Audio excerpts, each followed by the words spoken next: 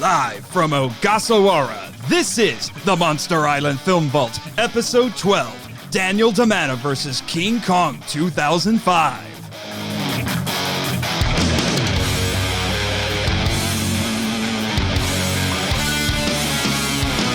Hello, kaiju lovers, and welcome to the Monster Island Film Vault, a podcast seeking entertainment and enlightenment through tokusatsu. I am your host, the card-carrying curator of the Film Vault, Nathan Marchand. But joining me today, as promised for quite some time, the one guy, I swear to you, the one guy who is more excited about being on this island than I am, the author and creator of the Godzilla Novelization Project, Danny DiManna. That'd be me. And I am super duper excited. I am super duper excited. I'm seriously, man, did you come here on a sugar buzz, or is it just being in the presence of all the kaiju? Well, I actually came here, I have to share this story before we actually get on the air. I don't have anything against my man Jimbo. He's a nice guy. Jimmy, my man, we're buds. But next time, getting me to the island a little bit differently should be a priority. I'm not trying to be mean. I think we bonded a lot during our 14-hour flight. I really do. He took you on a 14-hour flight on, what, the SY3? That's his favorite one. I wish, Nate. This is what happened. So about 4 o'clock this morning, I get a knock at my door, right? And I decide to open it. There's no one out there. I'm thinking, what in the world is going on? So I'm in an apartment. My eyes are stinging because of the light from the hallway. I walk out and I look out in the parking lot, and what do I see? I see Jimmy on some kind of weird pteranodon robot. What? That thing? Yeah. That thing? Yeah. Oh, you didn't know he had that, huh? You didn't know. Jimmy, what the heck? You have it on loan from what was the name of that scientist again? Because his name is escaping me. You're writing about his life in a novelization. Kazuma Aoki. Yeah, you borrowed that thing from him? Oh, actually, you stole it? Oh, boy. I'm not looking forward to the paperwork. Oh, boy. I don't know how he got it, but I was kind of expecting a different ride. But what do I see at 4 o'clock in the morning? Jimmy on this pteranodon patting the back seat as if to say, come. Do you remember how slow this thing flies in the movies? Oh, well, guess what? Oh, my goodness. Over the Pacific, 14 hours. Did he at least bother to put seatbelts in it? If there were seatbelts, he super did not indicate to me that there were seatbelts. So Jimmy, what are you doing endangering the lives of my guests? That's not an excuse. Not an excuse whatsoever. I mean, I got no beef. I really have no beef, man. I swear. It was a fun ride. We had some nice conversation. I think I fell asleep and drooled on your shoulder a little bit. Sorry about that. But 14-hour flight, you can't help but bond with the guy that you're holding on to for dear life so you don't fall into the Pacific. I finally got here, and we docked in Jim. Okay, so first of all, listeners, you don't know. What most mortal human beings call a warehouse, Jimmy calls a garage. Oh, really? This place is huge. I mean, he's got parts of robots everywhere, man. It's freaking huge. Yeah, I've heard about that. I've wondered how the heck he's moving all that stuff around, because I don't know if he has help. Yeah, honestly, it was a miracle I found my way out of there, because that's pretty much where I've been for a while. He just kind of left me there. So I'm here. I got here. It's all good. I'm not angry at Jimmy. He was just a little bit distracted. I think he was a little distracted. I don't need another guest feuding with Jimmy at this point. You know, him and John already had a little bit of a thing last episode. I'm just saying. No, it's all good, Jimbo. Can I call you Jimbo? You'd prefer I don't call you Jimbo. I'm going to call you Jimbo anyway. So anyway, Jimbo. No, you know what? We pick on each other. It's fine. We're buds. I think we bonded. I have to stay on his good side because I'm pretty sure I have another 14-hour Pteranodon flight ahead of me to get home. But that's fine. That's fine. It's all good. Well, I can't tell you, if you want something to get back at him a little bit for writing that ridiculous Pteranodon bot, here's a little jingle for you. You can just whisper it in his ear on occasion. Who can novelize your favorite Godzilla film? The Dandy Man can. Original. I'll take it. I was going to whisper, I don't like sand into his ear. But Oh my gosh. Oh, you've brought down the thunder. He's raging. Jimmy, he's raging right now. I only see him get this crazy if you bring up his unfortunate experiences in the war in space. True. I'm in the wrong here. Misa, sorry. I think. Oh my gosh. I think we're going to have to get to the entertaining info dump so he can have a few minutes to calm down, because today we are discussing the epic 2005 remake of King Kong. Specifically, just so everyone knows, clarification, we will be discussing the extended cut, not the theatrical version, because that is my preferred version. And if I remember correctly, that is your preferred version as well. Oh, yeah, definitely. Got to go long or go home. That's what I say. Future Nathan here, inserting himself using Futurian editing technology, because apparently when I do a King Kong movie set in 1933, I forget to do this. Our Toku topic for today is vaudeville. And now, back to the show. Well then, through the magic of editing, we'll let Jimmy have a break, we'll go watch the movie, and then come back.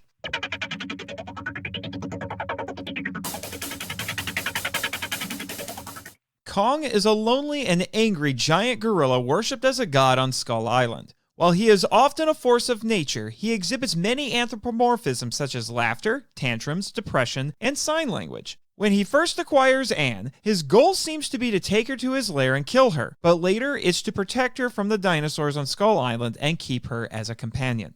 The monsters making their home on Skull Island include the Brontosaurus, Venatosaurus, Photodon, Vastatosaurus rex, Scorpiopede, Weta rex, Terapes mordax, Arachnoclaw, Carnictus, Deplector, Furacutus, Pteranodon, Decarnosimex, Megapede, Deraponesis, Salasamix, and Noxmuscus. These dinosaurs, insects, and other beasts attack Kong and the Venture crew either to protect their territory or eat them.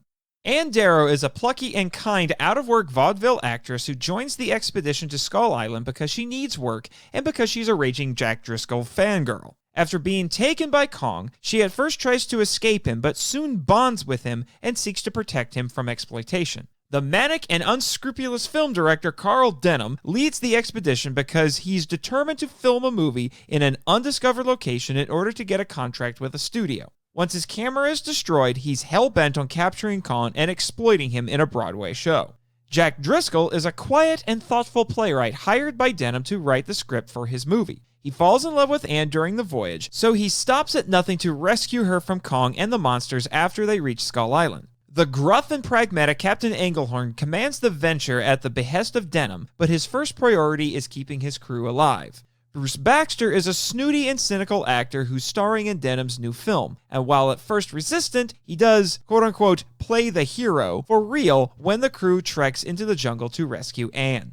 The human plotline focuses on the characters' personal goals and struggles for the first hour, but once they reach Skull Island and Kong takes Anne, it is unified with the kaiju plotline. Starting then, their actions are in some way connected to Kong, although their individual subplots continue to be developed.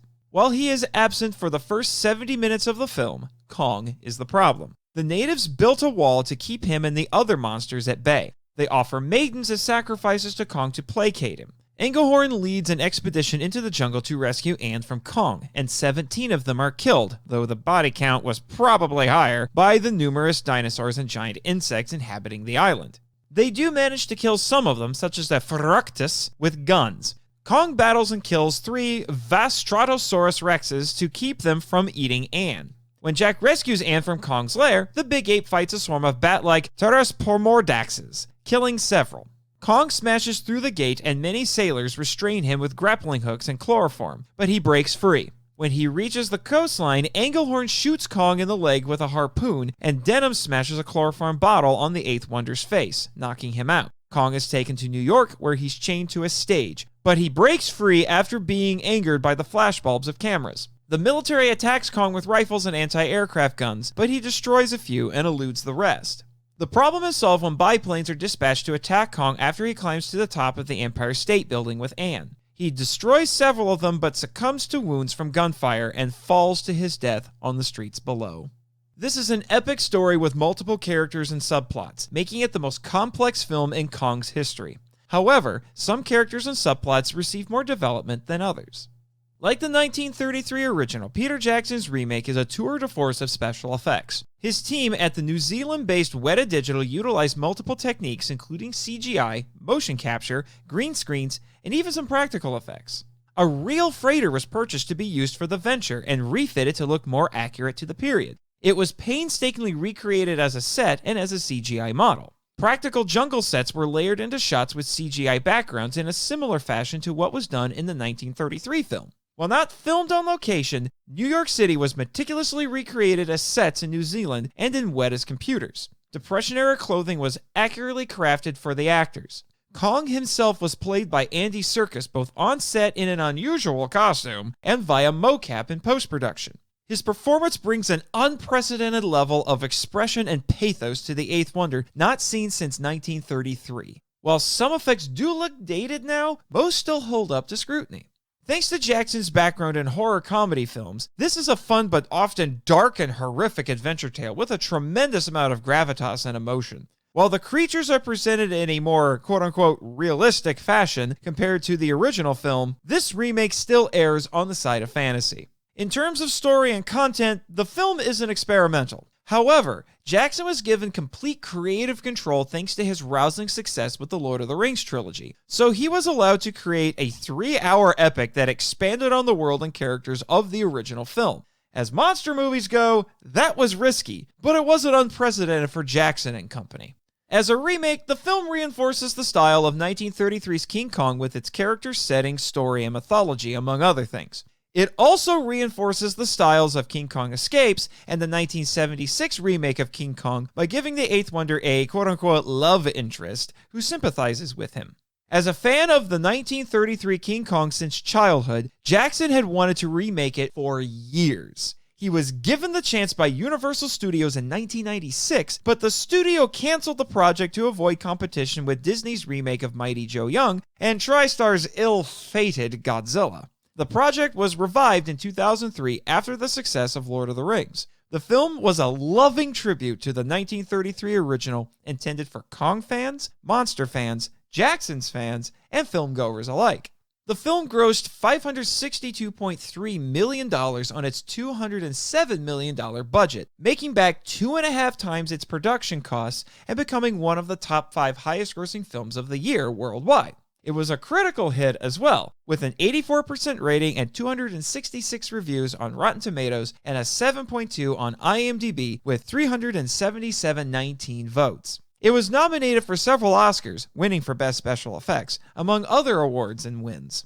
Like he did with the Lord of the Rings films, Jackson created an extended cut of King Kong when it was released on DVD. It is 13 minutes longer. While most of the additions are extensions of existing scenes, there are several new Skull Island sequences with the Venture crew battling more monsters, such as the Scorpio Pete attack on the raft, as well as a New York scene with a gung-ho officer giving his soldiers a pep talk.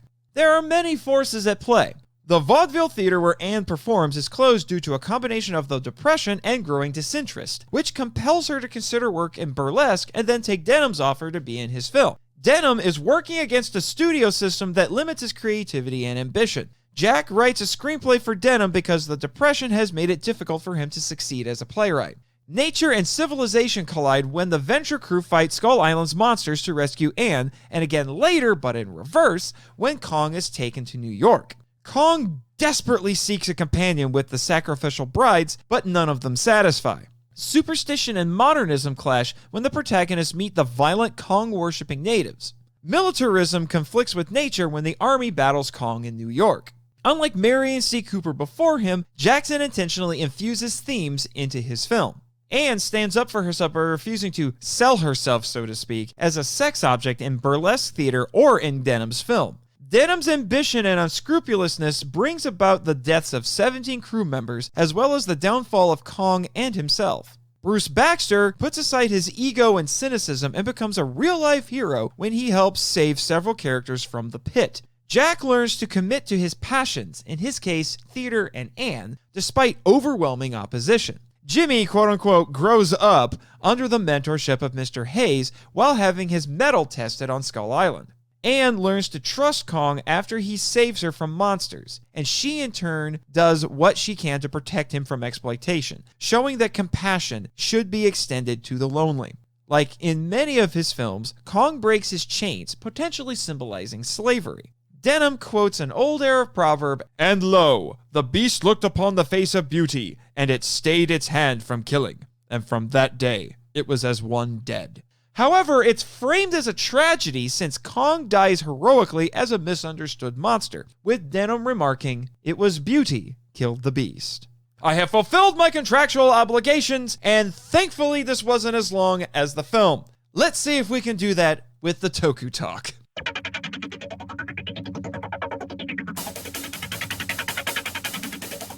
Now, having seen the movie and given Jimmy about 3.5 hours to not contemplate murdering you. Sorry, Jimbo. So, the big reason I wanted to have you on the show is I saw you mention one time on Twitter that this is actually one of your favorite movies, period. Absolutely true. Because it's just so darn good. I have a lot of really wonderful memories associated with this film. I saw it in 2005 when it came out. I was 12 years old at the time. You're making me feel old. I'm sorry. I'm sorry. I was in college and saw it during Christmas break. I was a baby. I was 12 years old. You know, I knew about King Kong before that. He's just one of those things that's in the zeitgeist. People who haven't seen a Kong film know who King Kong is. You know, it's the iconography of the Empire State Building and just the giant gorilla. It's everywhere. It's parodied everywhere. It's referenced all over the place. So you know. But at the time, when I had my four friends in our first big discussion episode 2 on the 33 film, by some act of God, none of them had seen it, but they knew all the references. So when we got when we got to those moments in the movie, they're like, "Oh yeah, now I know what that is." I'm like, "Congratulations."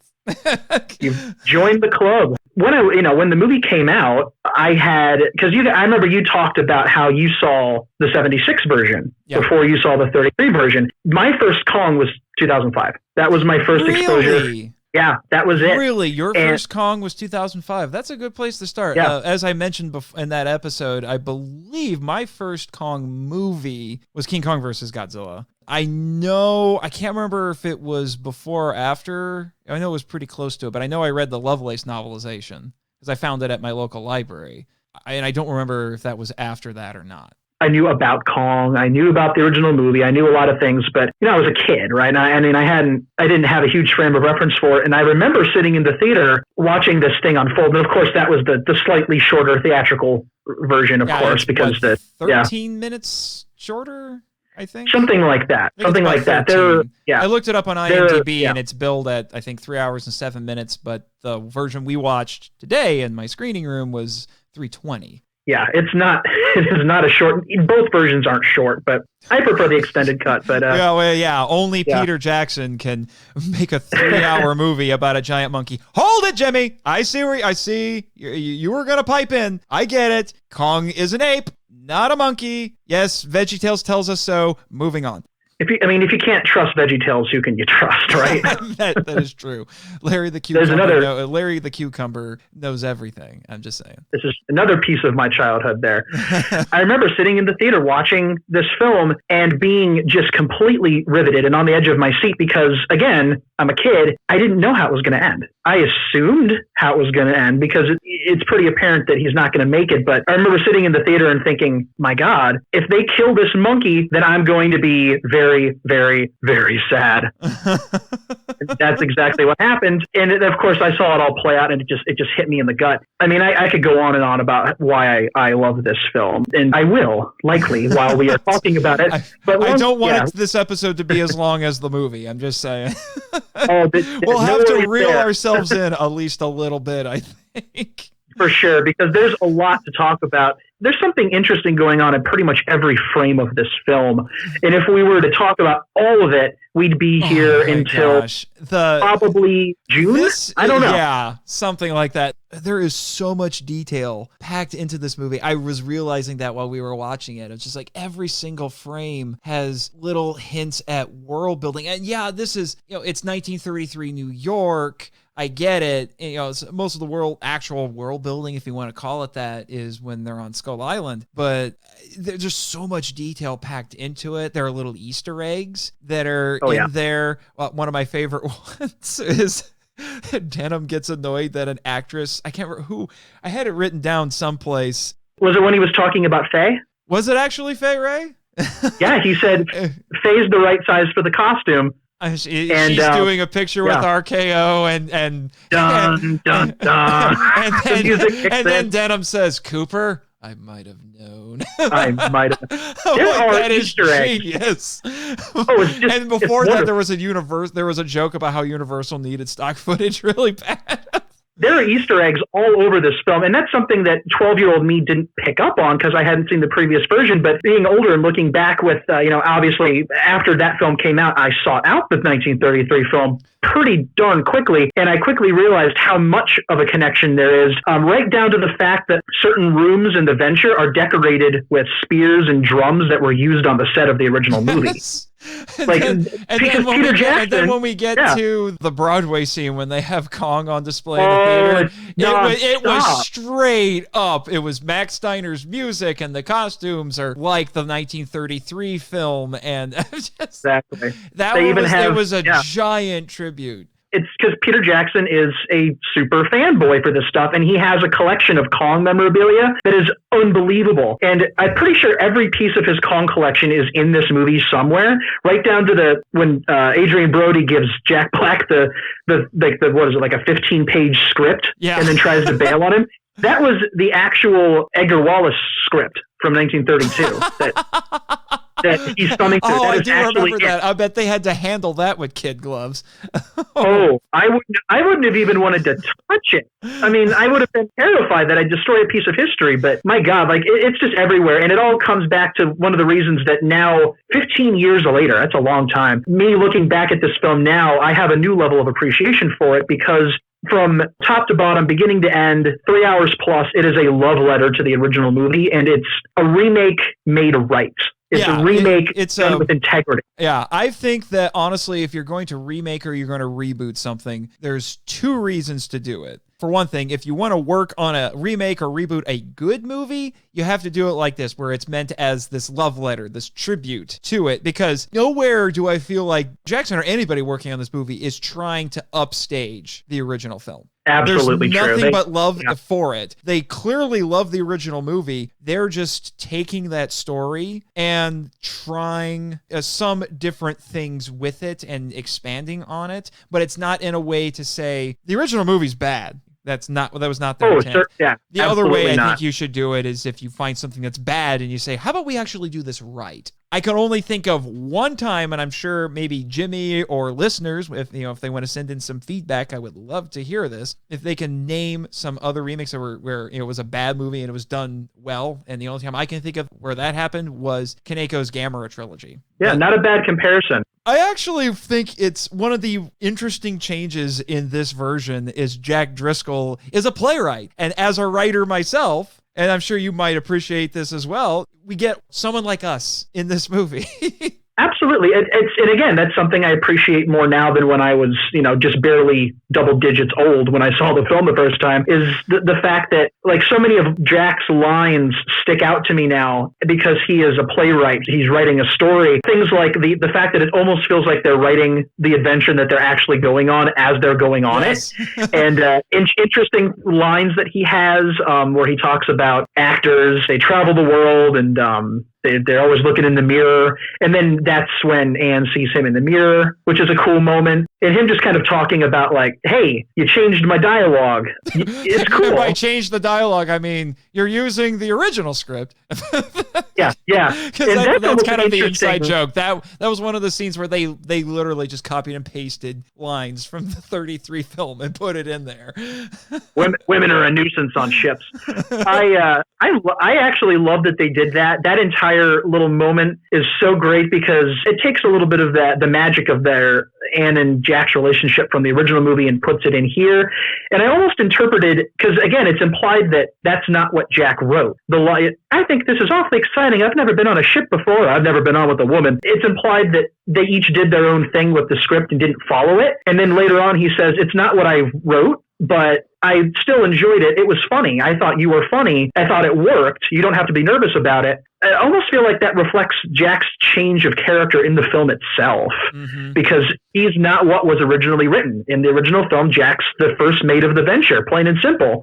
Maybe there was a little bit of nervousness in making that big, because that's the biggest change in the film compared to the original movie. One of them, it's one of the biggest changes. It's two or three really big, solid changes. But in terms of like the characters, Jack's the biggest one. I mean, Carl Denham is shifted slightly, but he's close. He's almost the original. Yeah, I was gonna say, let's talk about the characters then. This seems like a good place to go. So we've talked about Jack. Adrian Brody does a great job with Jack, great. And I like that he's different. I feel like a lot of the characteristics of the original Jack, I think, were shifted a bit. I think a lot of them went to Englehorn in this, because Englehorn's younger and he's gruffer. And then some of them kind of went to, we have a brand new character actually with Bruce Baxter, who is not in the original movie at all. And he's not in any version. They shifted some of Jack's traits into him. Jack Black's Denham is very interesting in this, whereas the original Carl Denham was blustery for sure, overconfident, and certainly got in over his head. But really only had a few moments where I would genuinely say he is disregarding human life. And that was really only fleeting moments. It's like stuff like where he says, we need to get Kong. And he's like, well, how are we going to do it? Well, we have what he wants. And he looks at Ann, and then they're like, nope, you're not doing that. I feel like Jackson took that moment and made that the entire character in this, because he's that's a good way to say more unscrupulous in this movie. He is not. I wouldn't say he's not a full-fledged villain. There have been some unused scripts where they make Denham a full-fledged villain, but he's definitely in it for his own gain, as opposed to the love of film, we'll say. There's also the slight chance that he's a little insane in this film. Which I think comes from the fact that they cast Jack Black in this, and that was interesting casting. I remember when that was announced back in the day, and they said they were going to have Jack Black play Carl Denham, and I thought, really? Jack Black? I mean, this was a guy who was known for doing comedies like Shallow Hal, and he was in Tenacious D. So, and that was, people knew him for that. Now he's going to be Carl Denham. He brings a manic energy to Carl Denham that Robert Armstrong didn't have. And it's not bad. It's not better necessarily. It's just different. Yeah, it works. It really, really works. And this is something that, again, I went into it with an interesting perspective, because this was also my first Jack Black movie. So...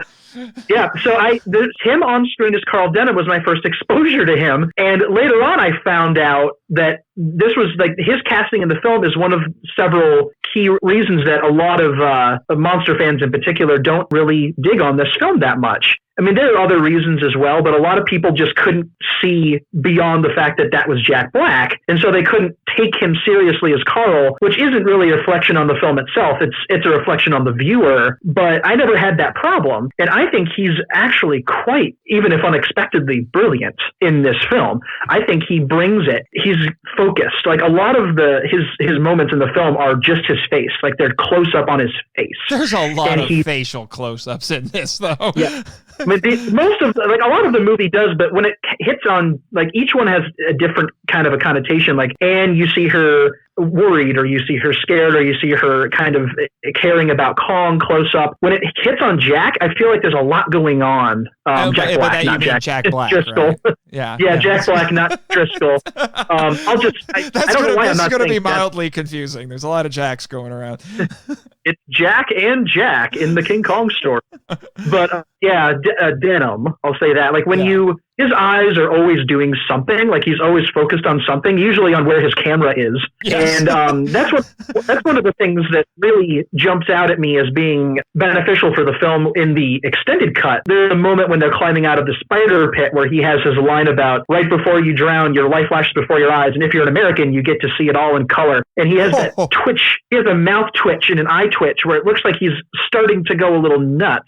And even Bruce Baxter's like, yeah, okay, pal, that's real nice and all. Why don't you get out of this demon pit of giant bugs, and we'll worry about your insanity later. But like, little moments like that, because that's pretty much right after he lost his camera. Like Jack Black brought it in this film. Yeah. He did a really, really solid job. And again, it's a lot of comedians do good dramatic roles. Oh, heck yes. I mean, comedy is hard. Comedy is hard. Yeah. If you can master comedy, you can do drama easy.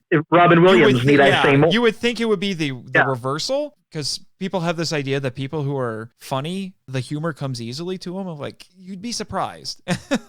Yeah, it's not easy. The ability to get in and tickle a funny bone is not an easy thing to come by. If you can get in there and like really get a sense for that, I won't necessarily say you can do everything, but a lot of doors are open for you, because getting into those emotions, all you got to do is tweak a couple things between comedy and drama, and you can tap into similar places to make it work. Yeah. I wouldn't say that Carl Denham is like a drama-filled role in this film, but compared to School of Rock, I mean, it's definitely a different beast compared to what we're used to seeing Jack Black do. I mean, and I never had the problem of going in with any kind of preconceived notion in seeing a Jack Black performance like this. So I think he was really good. I really do. We have to talk about her. We have to talk about Ann. Naomi Watts in this, who, if I remember correctly, is actually blonde, unlike Fay Wray.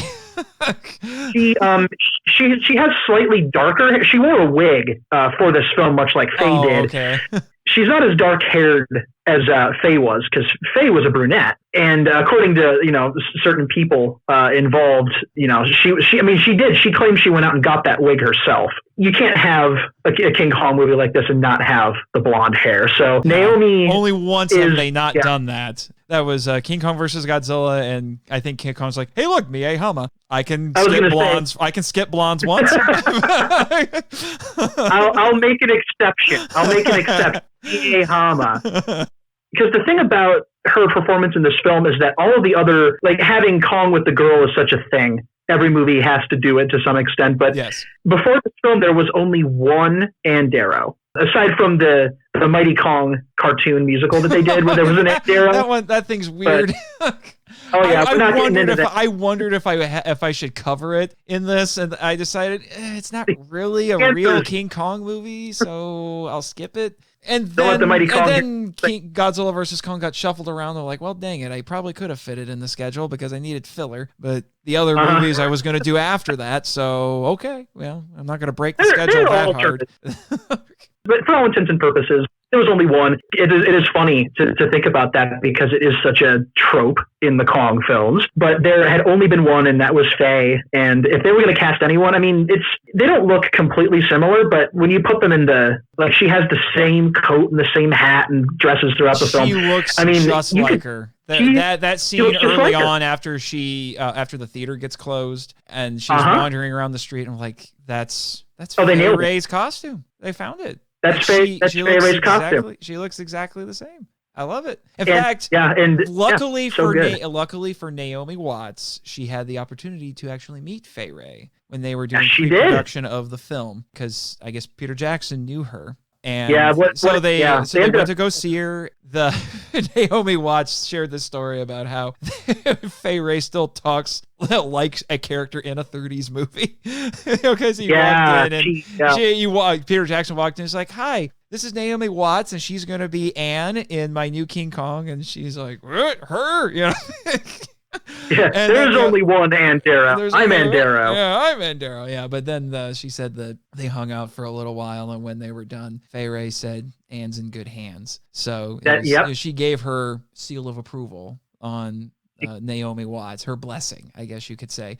And tragically, while they were filming the movie, she died, which was very sad, because Jackson wanted to have her make a cameo in the movie. In fact, he originally had scripted the final line, the iconic line, "It was beauty killed the beast," was going to be said by an old woman in the crowd, and it was going to be her. Yeah, but and what a scene that would have been if they'd have been able to. It would have been amazing. It would have a great role reversal, I think. Yeah. But now, what we got was Jack Black delivering the line as Denham, like the original film. So, as second choices go, this was a great one, but still, this was a great one. It would have been great to have had her in the film and doing that. It would have been a really magical moment. It would have driven home the reverence for the original film that this one carries in its DNA. And it would have been really good. And they almost got it. And she kept saying no. And she said no, and she said no. And then the last time that PJ and her met, she said never say never. And then, I don't know, a week or two after that, she had passed. Yeah. They were so close, and it would have been amazing. Having Jack say it. Jack Black. There it goes again. He did, too many Jacks. He did great. Yeah, too many Jacks. A mild tangent. Denham's assistant is named Prescott. And I kept thinking, where have I heard that name before? And I checked. Oh wait, we had Jack Prescott in '76. That's right. Is that an homage? That's a weird homage. But that character wasn't in the original movie either. I don't know that one for sure. I know production of this film is one I know pretty well because they documented the crud out of it. They documented the crud out of it, yeah. I don't know if that's an actual tribute or not, but it could be. Yeah, it could be. But going back to Anne, another one of the radical changes, although when viewed in context, which is why I've been covering these movies chronologically, this is technically not new. It's just the first time that someone named Ann Darrow has done this. She's sympathetic toward Kong. Now, we've already had that in King Kong Escapes, and we had a very weird version of it in King Kong 76. Yes, we did. Good old Kinky Kong. Yeah. There's a porn parody waiting to happen. Anyway, moving on. Oh, God. I refuse to cover. If anyone wants to start sending me suggestions, I don't do porn on the show. Good choice. Yeah. Moving on. I endorse this decision. Yes. I approve this message. That's right. Anne is sympathetic. Now, it doesn't happen instantly. So when she first meets Kong, we get classic Fay Wray. She even gives us some nice screams. She's a good screamer, too. She's a good screamer, but she doesn't scream nearly as much as Fay Wray. The other thing that's different is this version of Ann Darrow is also a little bit more proactive. Even before we get to the island, she's doing things like saying, I'm going to go get an audition when the theater closes, the vaudeville theater. So she's already taking charge and trying to do something. And then when she has the meeting with Denham, which, as several of my friends pointed out in episode 2, is weirdly creepy, and their first thought was, is he into human trafficking? But he says the line, do you think you could fit in a size 4? And she tries to get up to leave. He's like, no, wait, I'm sorry. I didn't mean it that way. It is almost like they were playing off of the potential to read something creepy into the original scene from the 33 version. And I never interpreted the 33 version as being creepy. I didn't either. I think that's something that people tend to do in like modern times is they'll look at older films and be like, oh, well, stranger danger. Yeah. It's because it's just a different time, different version of storytelling, but telling it within the last 20 years or so, that scene, there very clearly being some tension there. And then Jack Black completely blows it for like a second, and he has to backpedal and be like, I'm on the level, no funny business, which is a line from the original film. Which is a line from the original movie, which is really cool. But she, like I said, she's already being a little bit more proactive. And it's one of those things that's interesting looking at their characterization of Anne in this, because there's some modernity in that, but it doesn't feel invasive. It doesn't feel like it's violating the character or the time period, because and that's a big deal. Which is something that I feel like a lot of storytellers and filmmakers have problems with now. I agree. But then what becomes really interesting is, so like I said, she first meets Kong, and we have classic Fay Wray stuff. She's terrified, understandably so. But then she starts being proactive about trying to get away. She's not sitting around necessarily waiting to be rescued. She's not paralyzed with fear. She's trying to get away. It doesn't work, but she tries. She plays dead, and then she thinks, wait, I'll perform. So she starts dancing and juggling and doing her vaudeville routine as a way to distract him, or at the very least keep him from killing her. Exactly. And it works. But then other things happen. The dinosaurs show up, and then Kong has to protect her, and Jack eventually gets there and rescues her, and all the same things happen. But she's taking a much more active role. And again, it doesn't feel like a violation of the character. We'll get into that a bit more in the next segment when we talk about vaudeville, because vaudeville is a unique element in this film. So she uses her skill set in a creative way to save her life in this. And then the genius of it is that she inadvertently, by doing that, forms a bond with Kong. Unlike the 76 version, it's not sexual in nature, which I adore in this because the 76 version feels really weird.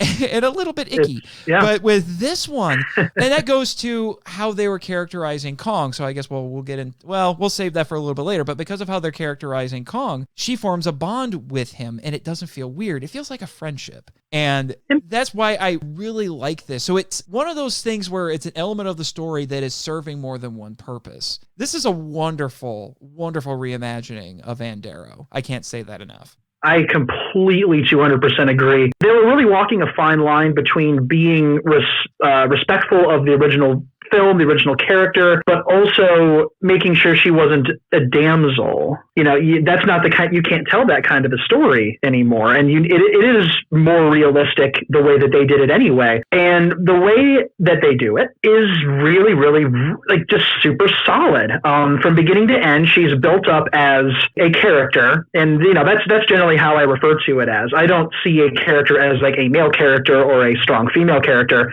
I like to look at characters, and she's a character in this film, and she develops naturally throughout it. She does not just sit there. And the scene that really drives that home for me, aside from her doing her vaudeville routine, you mentioned Kong saves her from the Rexes. But there's a key difference here because in the original film, if you'll remember, he puts her in the tree. She makes no attempt to escape. He comes back when the Rex comes. They fight. She makes no attempt to escape. The tree gets knocked over. She could escape. She doesn't escape. She watches the fight, and then Kong wins, turns around, and she screams. He picks her up, and it's same old, same old. In this film, there's a moment right before the fight where she is sandwiched between the two predators. She's got a Rex on one side and Kong on the other. An amazing shot, I have to say. An amazing shot, composed to look like Gustave Doré-esque scenes of Skull Island from the original film with dark foregrounds and like backgrounds. So it was like 8 homages in one. And what does she do? She walks backwards towards Kong. She makes a choice. She's not running, and she's there not because she's paralyzed with fear, but because she trusts her friend, her protector. And so she doesn't run because she now trusts him, and she could get out of there. She could use it as an excuse, but there's something deeper going on there. She doesn't run completely away. She goes and stands pretty much right next to him, and then he boops her out of the way, and he goes and wins the fight. And then he has this little moment where he's like, I'm not speaking to you. Yeah. And he looks up, and he was upset. He was upset. I was like, I came back and I fought these things. I saved your life. Don't thank me or anything. Yeah, don't thank me. And then he walks off, and she could escape, but she decides to go with him, not because she's some 1930s helpless female, but because there's something deeper happening here. And of course, she does feel safer with him as well. That's a huge part of it. But she's not sitting there paralyzed with fear. She's proactively trying to find a way to survive, and also to be with this thing that she now knows for sure is willing to fall off a cliff, get bit, get flipped over, get tail whipped, whatever, to protect her. Yeah. And so that is a huge evolutionary step from Screaming Fay Wray, but it's one that doesn't feel like it was shoehorned in just for the sake of putting it in there. Yeah. It feels like that's what she'd actually do, and it is a completely respectful way to update her character and make her not so helpless, and make her more of a character and, less of an object for Kong to keep toting around throughout the island. And that is a hugely, wonderfully progressive thing to put into a film. But it's not just that. It's just about telling a good story and with good characters. That's what this film does. And I really, really appreciate that. I have been saying for the longest time that if you're a writer or an author or a screenwriter, whatever it is, story is king. Everything else is secondary. Story is king. If you're worried about, you want to have a certain theme or message or whatever, I get it. Mm-hmm. But it's one of those things that will just naturally come out as you're telling your story. If you start with message, if you start with theme, you just end up hammering it into people's heads and they're not going to enjoy it. With this, it feels incredibly natural. Yeah, like I said, this is 1933, but we have elements of modernity in it, and it doesn't feel like a violation. I'm going to keep saying that. It doesn't feel like a violation. That's the key thing, because this story could have taken place in 1933 and would have felt authentic. And that's another big word that I find myself using with this film a lot, is authentic, because it feels very much of its time, but it's also very big and grand because of the story being told. Peter Jackson actually said this himself, and I thought it was kind of a fun way to do it. He was speaking specifically to the aesthetics of Skull Island, but I think it applies for the entire film, is that he treated it as though he was going back to 1933's King Kong with a color video camera and shooting it again. Yes. Same kind of thing, same time period. The taxis are all driving around New York. The Skull Island is there. The dinosaurs are there, but he's shooting it through a slightly different lens that doesn't corrupt the era. On one hand, it doesn't seem like it should be that hard to pull off, just tell a good story, but it's not as easy as it sounds, especially when it comes to keeping it authentic. Aside from the visual element of the film, recreating New York, things like that, and the clothing, I think Ann is the best example in the film of keeping a story grounded in its era without feeling like it needed to be, very 2005 in its in the way that it presented things. But speaking of that fight, there's an interesting progression to that, because again, Ann tries to get away, and then she bumps into the giant Komodo dragon things, then tries to hide from those, runs into some giant bugs. That was very unpleasant. And then the Rexes catch the Komodo dragon looking things, and then she has to deal with those. So it's a nice escalation. And when I was watching that, I was thinking to myself, hey, Jimmy, sorry, not sorry. There's always a bigger dinosaur. Oh, calm down.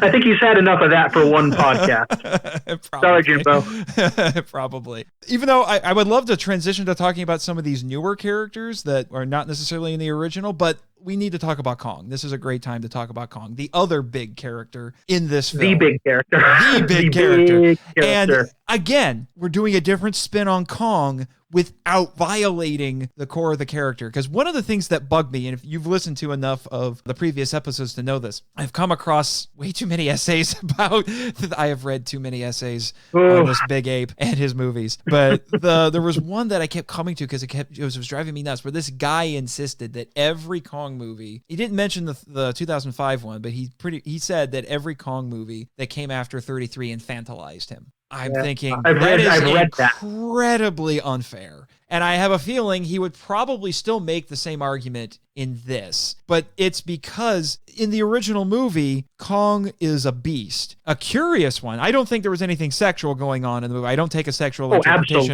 of the 1933 film, as we established in that episode. But there's certainly a curiosity there. And I do think the tragedy of Kong is still present in that. There is still sympathy to be had by Kong. If there wasn't, then I don't think it would have become the cinematic icon that it is. If you didn't feel bad for the character, and character is the key word here, because Kong is the main character in his film, if you didn't have that emotional connection to him, then the character wouldn't have resonated. And I mean, we're coming up here in 3 years on 90 years of King Kong. I know. 90 years. And we're coming up on movie number 9. And keep in mind, around the time that I put the podcast version of this episode out, there's going to be a special screening of the original movie. Yes, there is. I pumped for that, because I found that there is going to be a screening here on Monster Island. Of course, I pretty much told the board of directors, you can't let this pass up and not show the movie. One of the things that's magnificent in this is they actually wanted to develop Kong as a character, and they wanted to give him a motivation, and they went in some really interesting directions. Well, in the original film, Kong was presented more as a monster, kind of the mythologized view of gorillas, as being these aggressive, virile animals. Yeah. This one, they did a lot of things with real science. Heck, Andy Serkis, Gollum himself, who did the mocap in this, and I am going to keep saying this forever and a day, mocap is modern suitmation. I don't care what anyone says. If Eiji Tsuburaya was around now, he would love mocap. Just saying. It's an evolution of the same concept, and it also carries over from the previous versions, because Andy Serkis is a genius, and I couldn't think of anyone better on this planet to do, what he does, but specifically for Kong. It proves one very, very key thing about King Kong as a character, and that is a person in one way or another should always be portraying him. Yes. The original Kong is the closest it got to not, but that was still Willis O'Brien's hands. And very much Willis O'Brien's personality. And people who knew him watched that film. His wife said that she could see her husband in the way Kong moved and emoted and boxed. Because he's a boxer. Like if that's not a performance, a performer doing a performance, I don't know what is. So I think Willis O'Brien in effect played Kong. Yeah. And then the Japanese film. I really do. Yeah, you had the Japanese films had people in there. Shuichi Hirose did him, and then Nakajima, and then you had the De Laurentiis film. Rick Baker, my man, Rick Baker, uncredited but never forgotten, and he that's also a pretty amazing performance. And carrying on from there, I mean, Skull Island had some mocap done, not as much, but enough. But the scenes in 2005's Kong needed to have. For all of the ambitious places they were planning on taking the character, again, I'm using the word character here, they were trying to develop him, and you got to have a person, you have to have a face. Yes, you do. Doing that. You have to have a soul behind those eyes, and Andy Serkis has a soul like as big as a mountain. My gosh. He certainly does. And he did his homework. He actually defied Jackson and the studio a bit, and actually paid for his own flight from New Zealand to Africa so he could hang out with real gorillas, because he wanted to see not gorillas in zoos, because that's one interesting thing that's different. Nakajima, when he was doing Godzilla and then when he did Kong, he saw gorillas in a zoo. Andy Serkis did him one better and actually went and saw wild gorillas in person. And he saw how they and he saw what they did, and they did their research on real gorillas and worked a lot. This is probably, honestly, out of all of the versions of Kong we've seen on screen, this is the most realistic one in terms of, does he actually behave like a real gorilla? And in terms of how he's portrayed as well, he's designed like a real gorilla, and they did that on purpose. All of the other versions of Kong have some fantastical elements in their design. This one is quite realistic. They only took a few liberties with it. There's only a few tiny little touches, like the size of the feet, a couple like the way his back works, but other than that, it's pretty much straight up a gorilla. And again, that's something that a lot of people don't like about the movie, because they think, well, they just took a normal gorilla and blew it up to monster size. To each their own. But I really can't get on board with that way of thinking, because, I mean, how many wonderful monsters are there out there that are just bigger animals? Yeah. Kong was always supposed to be that. Come on, one of the greatest monsters to come out of Japan's a giant moth. Giant freaking butterfly, man, and nobody really bats an eye. It's a thing. Anyway, and what they did with this that was fascinating is they found out the fact that in the original movie, really any of these other previous Kong movies, the fact that Kong is this loner, they said that's incredibly weird,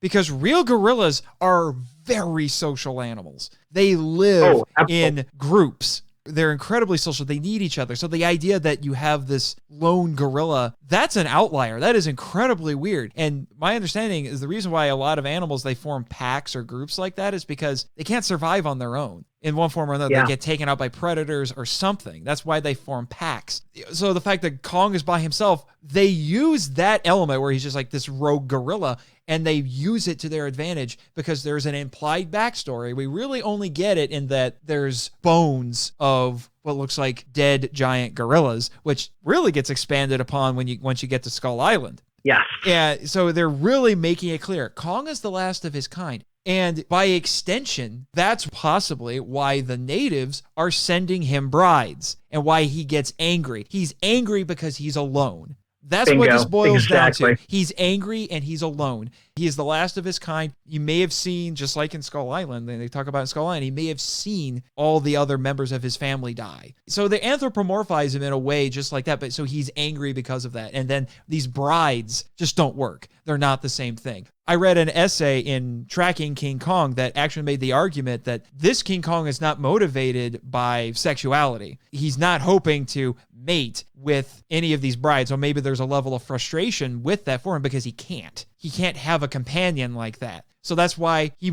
in her estimation, and I do think it's a good estimation, he may have just taken Anne, just like he took any of those other brides, with the intent to just take her to his lair and kill her in his rage. But because she amuses him and forms a connection with him, he doesn't do it. But that also explains why we have moments like when she slaps his hand when he keeps trying to knock her over because he thinks it's funny. He's like a little kid. He's like, you fell over. That's funny. And then she slaps his hand and says, no, that's all I have. What does he do? He throws a tantrum. Yep, he's a big child. Yeah, and he throws a tantrum, yeah, smashes a few things, rock falls on his head, which is funny, and then he won't even look her in the eye. You won't even look her in the eye because he's embarrassed. He's embarrassed. Yeah. And it's at that point we realize that's why he's angry. He needs companionship because he doesn't have it anymore. He's a communal animal and he has been denied that. And now suddenly he has a new companion. I don't want to say friend. I want to say companion.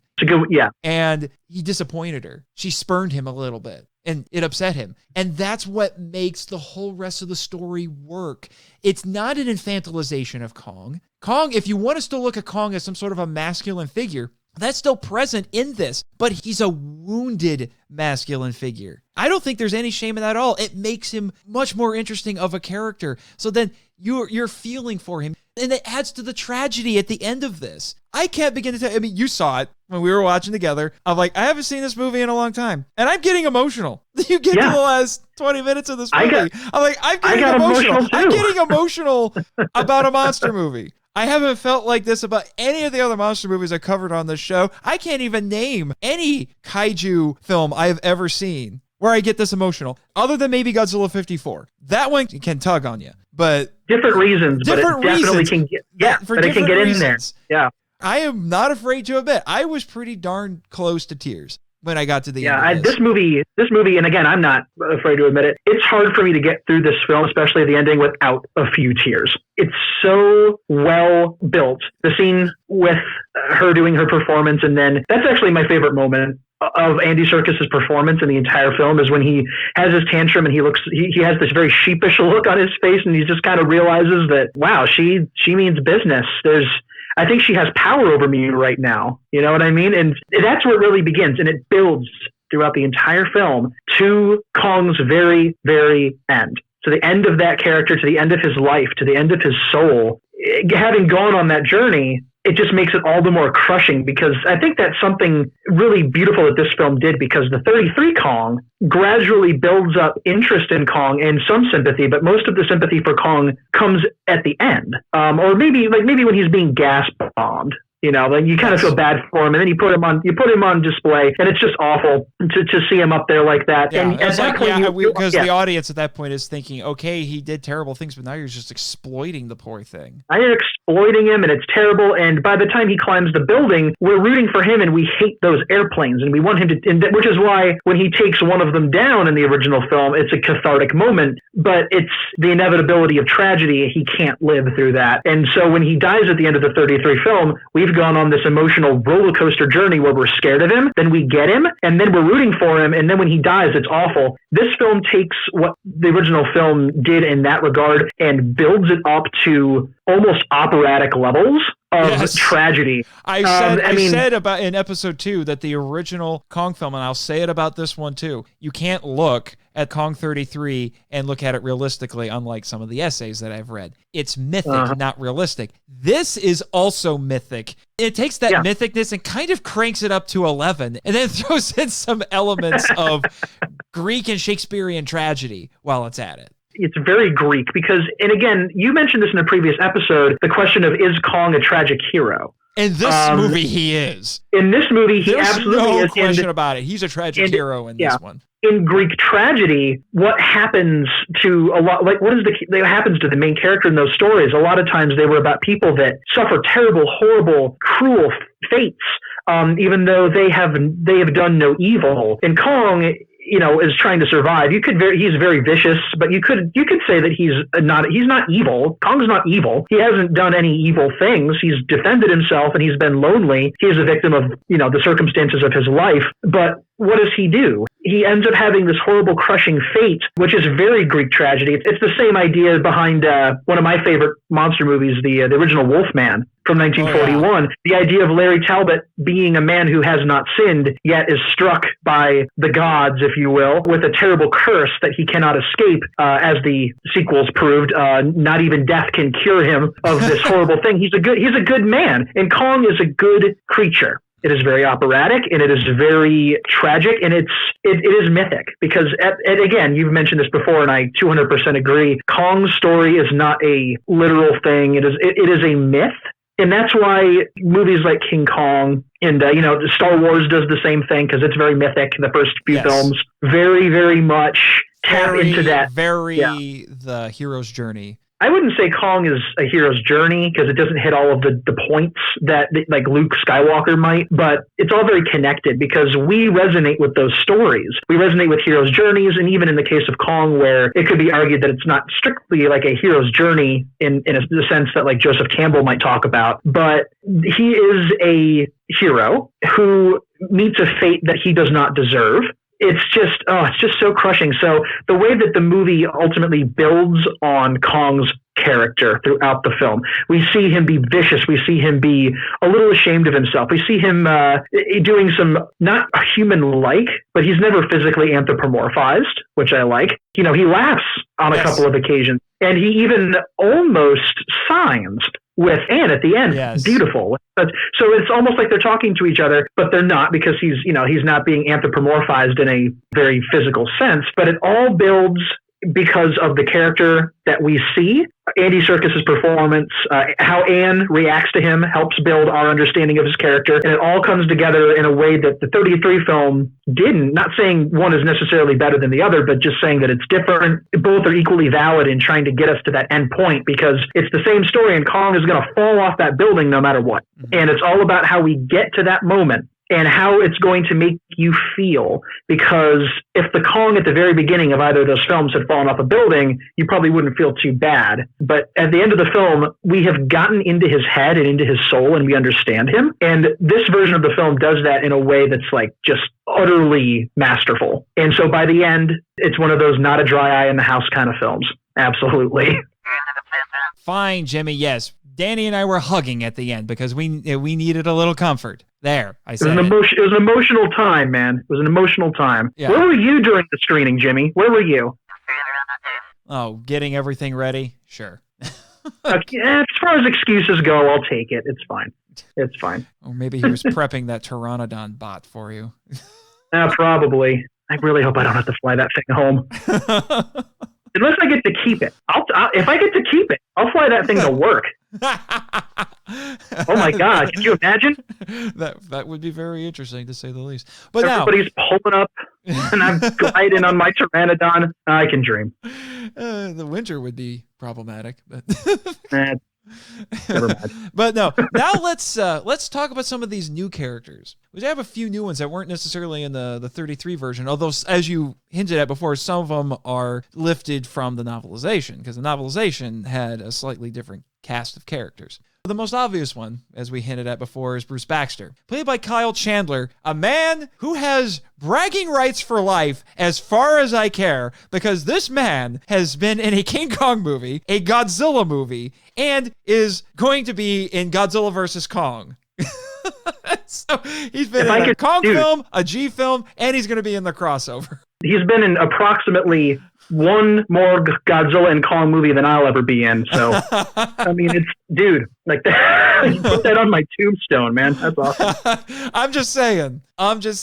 And he does a wonderful job playing Mark Russell. I've talked with Mark Russell here because his daughter smashed the orca, but when they were inspecting the Monarch outpost here. But anyway, he was quite pleased with Kyle Chandler portraying him in that docudrama, I think is the correct term. Godzilla King of the Monsters.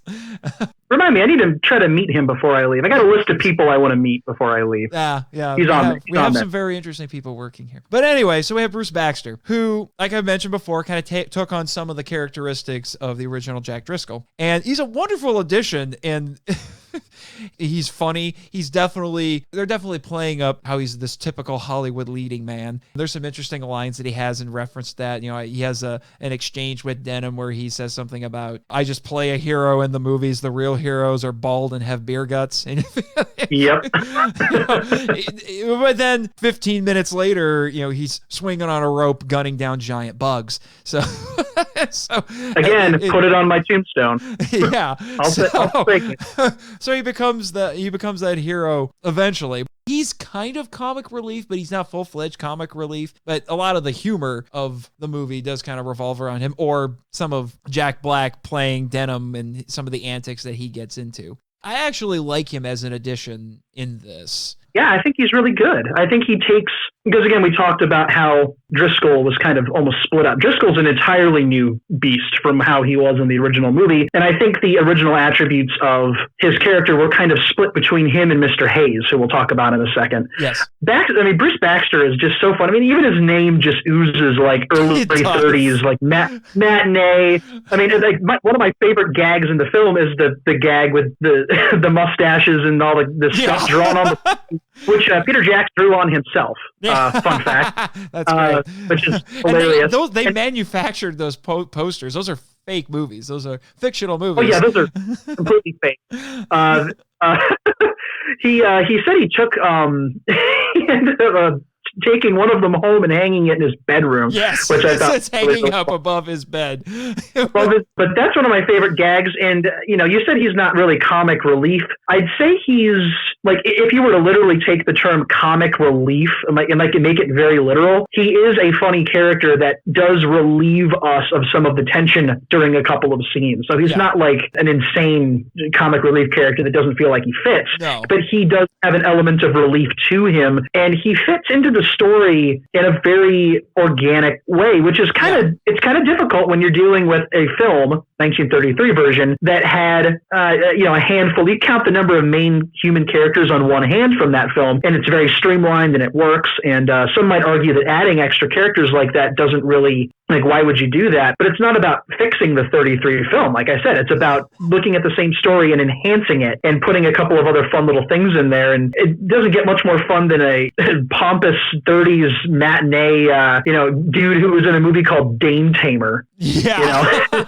Well, and that's the other thing I like about this character is that he's not a caricature. He has just enough of that. I guess what I could say is he has enough caricature elements in him that it makes it amusing, but he's not a full-blown parody. And I really like that. It feels like they took the guy off the poster, but then made him a real person. So you can look at him and recognize that, that's the guy on the poster for Tribal Brides of the Amazons. All of those great titles.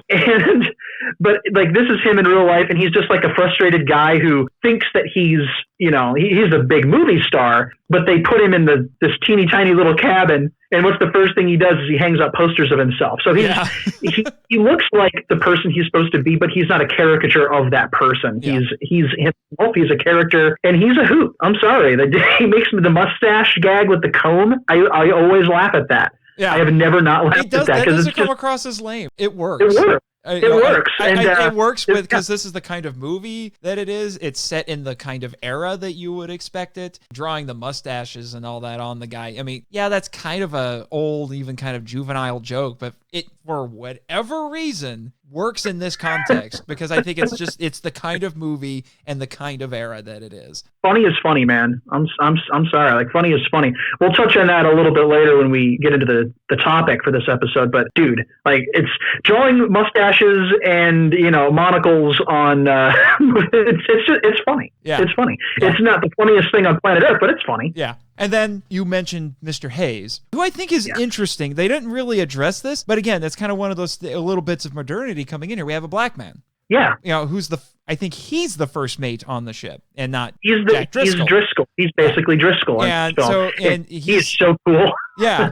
It might seem a little bit odd at first that you would have a black man as the first mate on a freighter in 1933, but you get over that very quickly and you just kind of go along with it. Kind of like how I'm not bothered by Charlie the Cook in the original film and in Son of Kong, because I can just look at that and say, he's probably a Chinese immigrant, doesn't know a whole lot of English, just came to New York, needed a job, was good with food. Yeah. So they I'm almost looking at copied this and and pasted him at this movie. Yeah, and I'm kind of looking at Mr. Hayes the same way. I'm thinking he's probably a hardworking black man in New York, managed to get himself a job on this boat, probably because Engelhorn, it's the only place, is a nice guy and knew he needed work. So, it's probably the only place he could get work at that time. I mean, he might not have had any luck in 1933 New York getting another job. But thankfully, Englehorn with what they were doing. Yeah. And the very beginning of this movie really establishes that this is the Depression, which is very different from the 33 film. The 33 film only hinted at it. This was full-fledged. Yeah, it's the Depression. People are losing their jobs. Here's a Hooverville, which was a real thing. I mean, if you listen to the Toku Topic in episode 2, you'll hear all about this. And they're smashing bottles of alcohol because it's prohibition. And it's not subtle.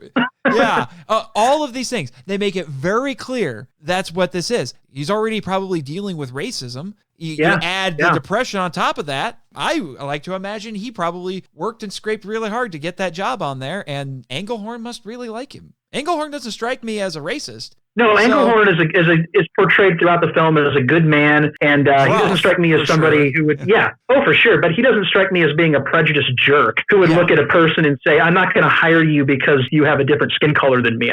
He doesn't strike me as that character, thank goodness. He's great. Yeah, which I love Mr. Hayes. Cynthia Erb, when she wrote about this film, she actually argued that there's a level of depressiveness that actually is, because of the beginning of that movie, is added to this. The way Kong behaves is very much like emotional depression, not the economic depression. And then people have lines in the beginning of the movie where they say, well, this, and this, well, that's depressing. There's all of these very interesting plays on that. One of the other things that's fascinating about Mr. Hayes is he apparently knows Joseph Conrad by heart. Heart of Darkness, which is a wonderful book. Have you ever read Heart of Darkness? I think it's one of those things that I've read parts of, but I couldn't tell you if I've read all of it the whole way through. But it's been a long time since I've read it, and I kind of want to read it again now because I know Joseph Conrad had some influence on the original King Kong film as well. I find it fascinating that he's quoting it throughout, and that becomes a little bit of a thematic statement in this film. They're laying the groundwork with this, using it to kind of set the mood, because that's essentially what we have going on here. It's a Heart of Darkness situation.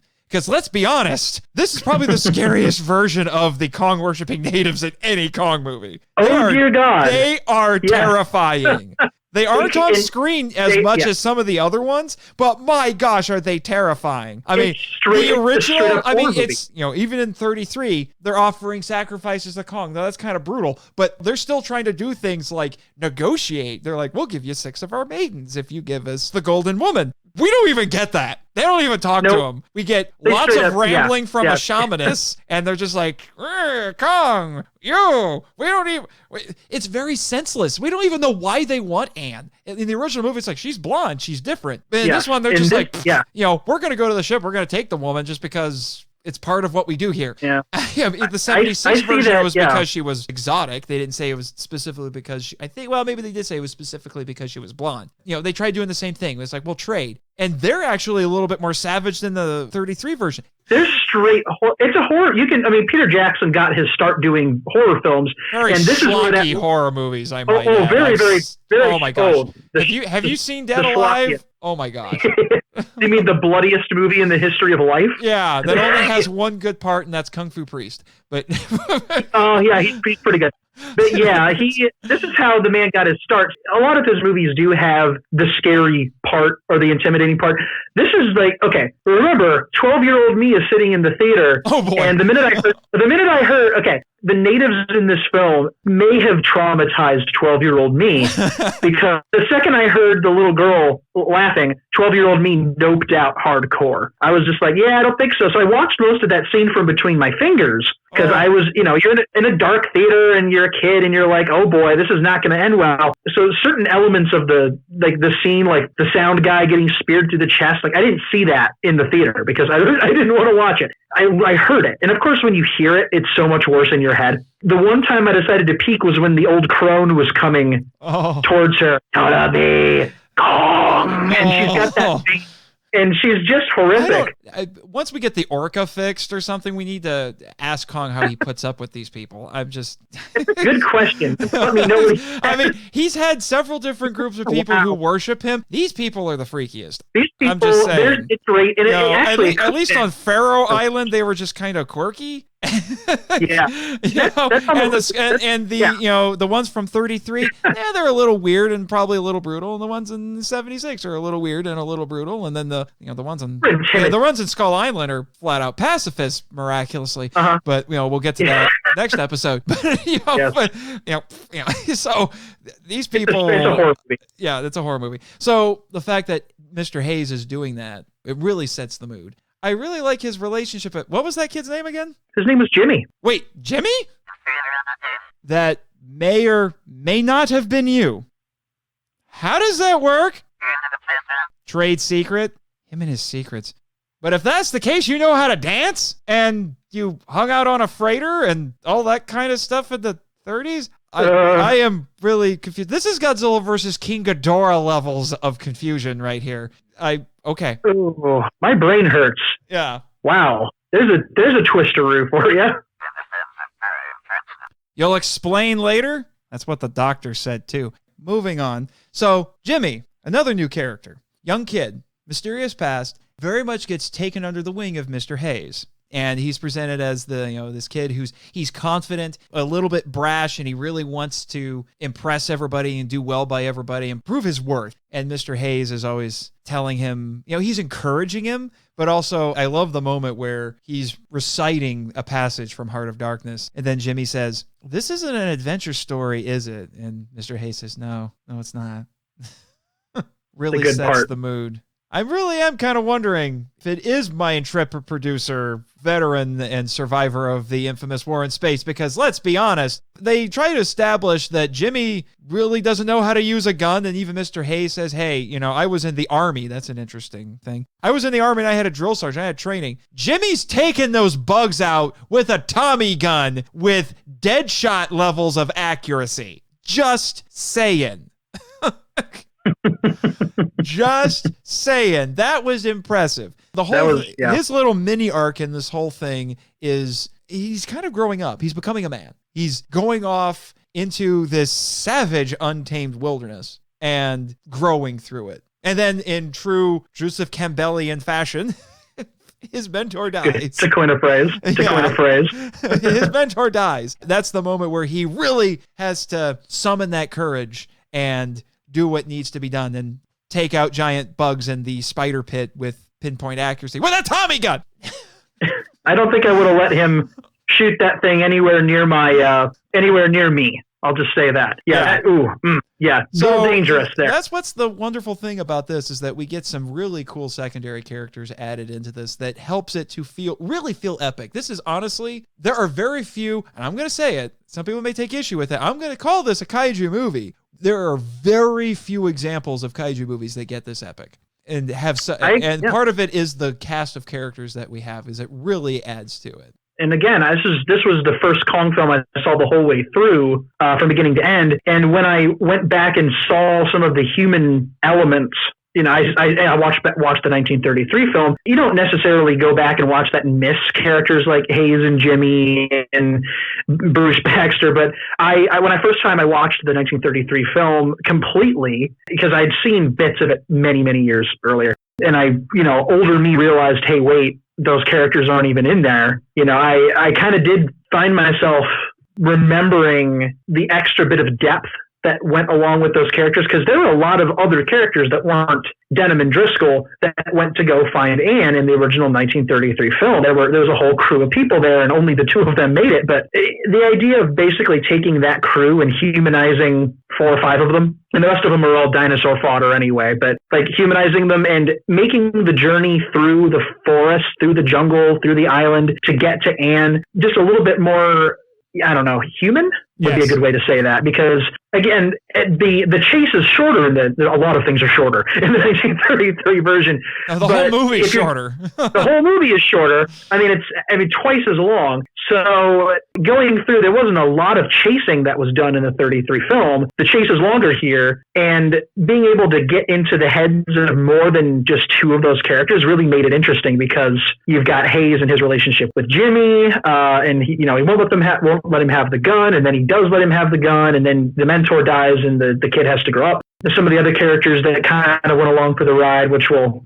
get to in a second with our next few characters, but it just made the entire journey more dramatic and more tragic, because when Sailor number 3 gets curb stomped by Kong in the original film, you're just like, hey, that guy got killed. That was pretty gross. But when Hayes gets thrown against a wall and falls down into a pit of bugs and I mean, he died on impact, so he didn't get he was the lucky one. He was actually lucky in that scenario. Yeah, let's be honest. Let's be honest. Yeah. Peter Jackson has the spider pit sequence in this one, which may or may not have existed in the 33 film. It's in the script, but there are images that were taken of the set. Yeah, and they use that for reference in this because a lot of the creatures do look. Some of the creatures in the spider pit. Well, it's not even a spider pit; just the pit looks similar. Big bug pit. Yeah, they look similar. We'll call it a spider pit because that's what everyone calls it. Jackson wanted it in this movie, and he needed to have a justification for it, probably because he's realized, I'm already making a 3-hour movie. I need to have a justification for having this in there. So the justification is that it has a plot point, which is that Denham's camera gets smashed. So we have a story reason for it being in there, and he did that on purpose because he wanted that spider pit sequence really, really bad. As far as excuses go, that's a good excuse because any Kong fan knows the mythology of the spider pit sequence. So to make the film again and make it this big epic thing and not have the spider pit scene in there, you'd notice if you knew. If you knew that you'd notice. So, but oh my God, I'm going to tell you. So bad. I am going to tell you, Hayes was the lucky one because, God, the spider pit sequence grossed me out when I saw it the first time. It grossed me out today. It has grossed me out every single time I have seen this movie. Because I keep forgetting that Skull Island is apparently like Texas. Everything is bigger, including leeches. Good. Oh my God. Giant leeches slowly eating you and just developing your head. Which is why, ironically, we're talking about this. There's a line in the movie. I think it was Denham who said this. He said, monsters belong in B movies. Yep.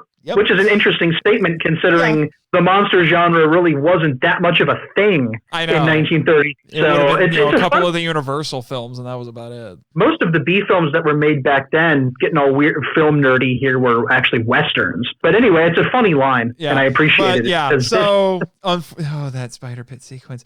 There are reasons why none of those critters have been allowed on Monster Island. The scientists don't want them anywhere near here. So they have been left on Skull Island, and occasionally they send a team of scientists over there to study them, and then we send the EDF mutants to squish them. I can't imagine why you wouldn't let them on. I can't imagine.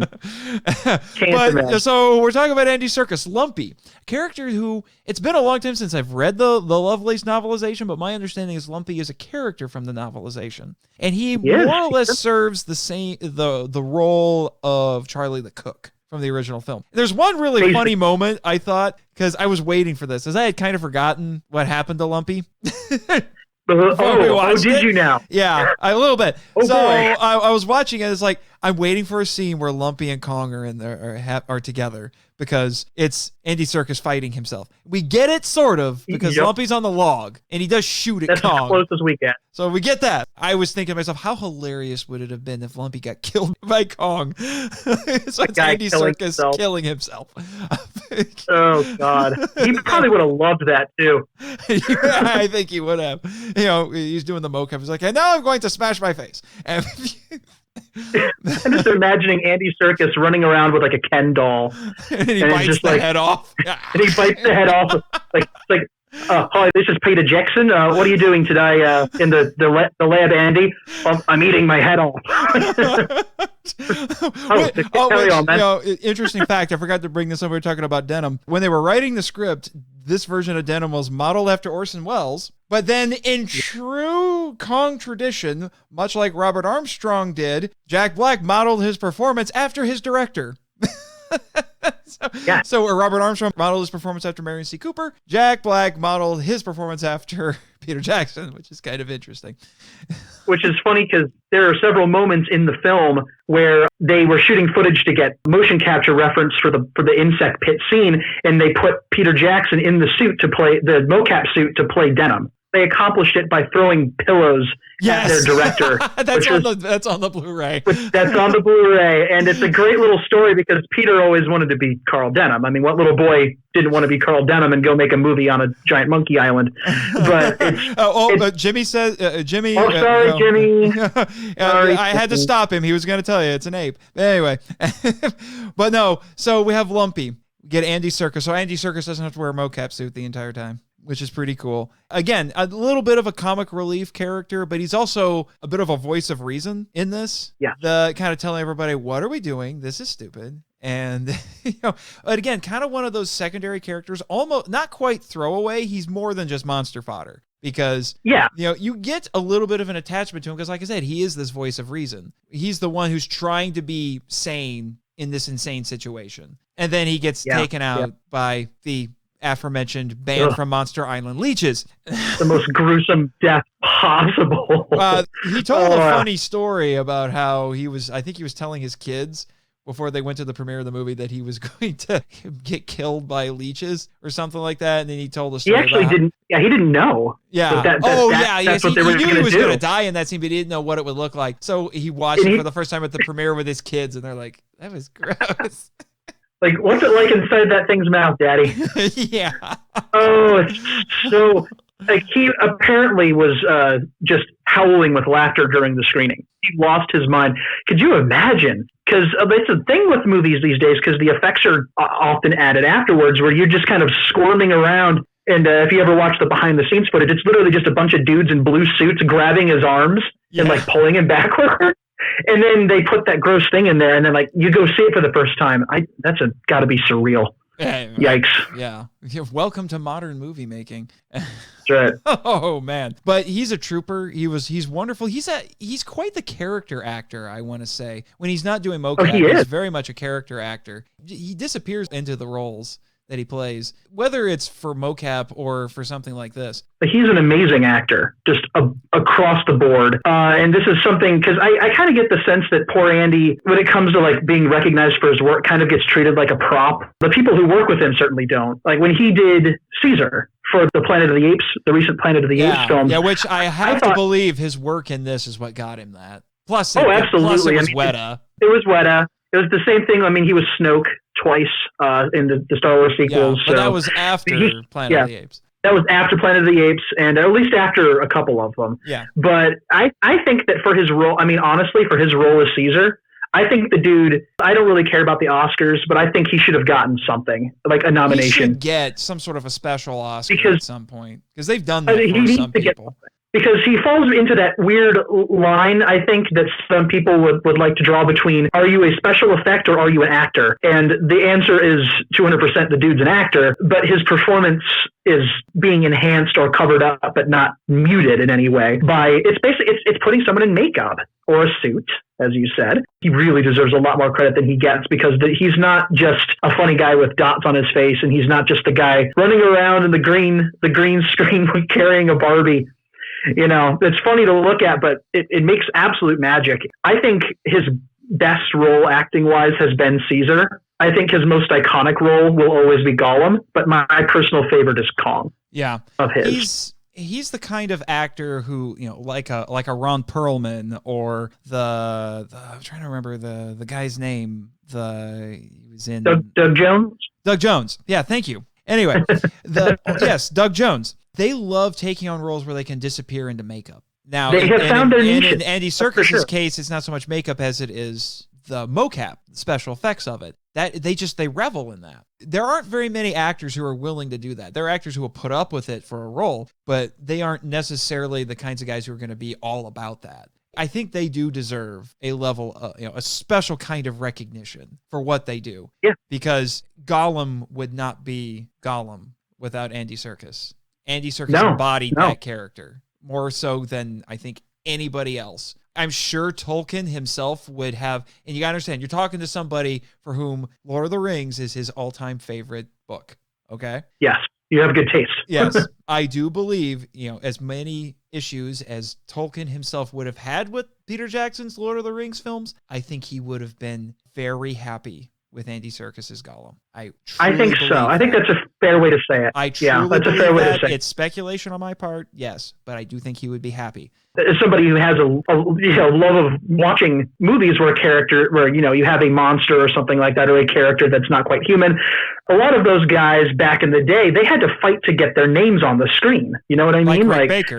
Like Rick Baker. A lot of those characters. Same thing with voice artists. I mean, I could talk endlessly about how hard Mel Blanc had to fight to get his name on the Warner Brothers cartoons. These days, we're seeing a lot more respect for that, and I see that happening more with people like Andy Serkis, because I think there's kind of this weird, where do you put that person? What category do they fall into? They're actors. They're not suit performers. They're not makeup monster guys. They're actors. Haruo Nakajima was an actor. Yes. You know what I mean? The dude was an actor. That's why, even though it was a tiny recognition, and I'm not all that excited about the Oscars anymore, but I was very happy to hear that he was included in their tribute last year. Nakajima was. That is wonderful, especially considering I don't think he was ever in an American film. It was all Japanese.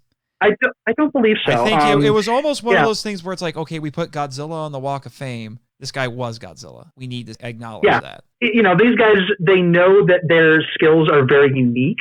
And that's the thing about Andy is, again, anyone out there hasn't seen the Blu-ray and the DVD bonus features for Kong 05, you watch all of it because it's all good, but skip to the parts with Andy talking about Kong and how he, like we were talking about earlier, paid to go to Rwanda and just chill with the gorillas. He didn't even tell Jackson and everybody. They're just like, hey, where's Andy? We don't know. That's a good question.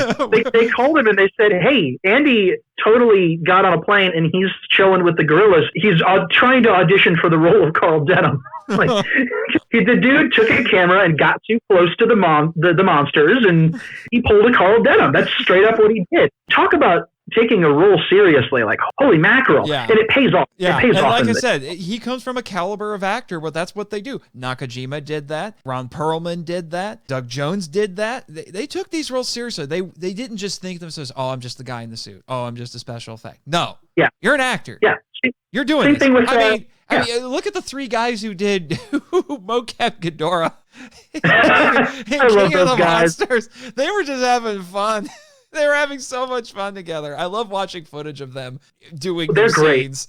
And they're amazing. I mean, you can tell they were taking it seriously, and they're like, yes, I am this head, and I have this personality. I am this head, and I have this personality. And I am Kevin. And I am Kevin.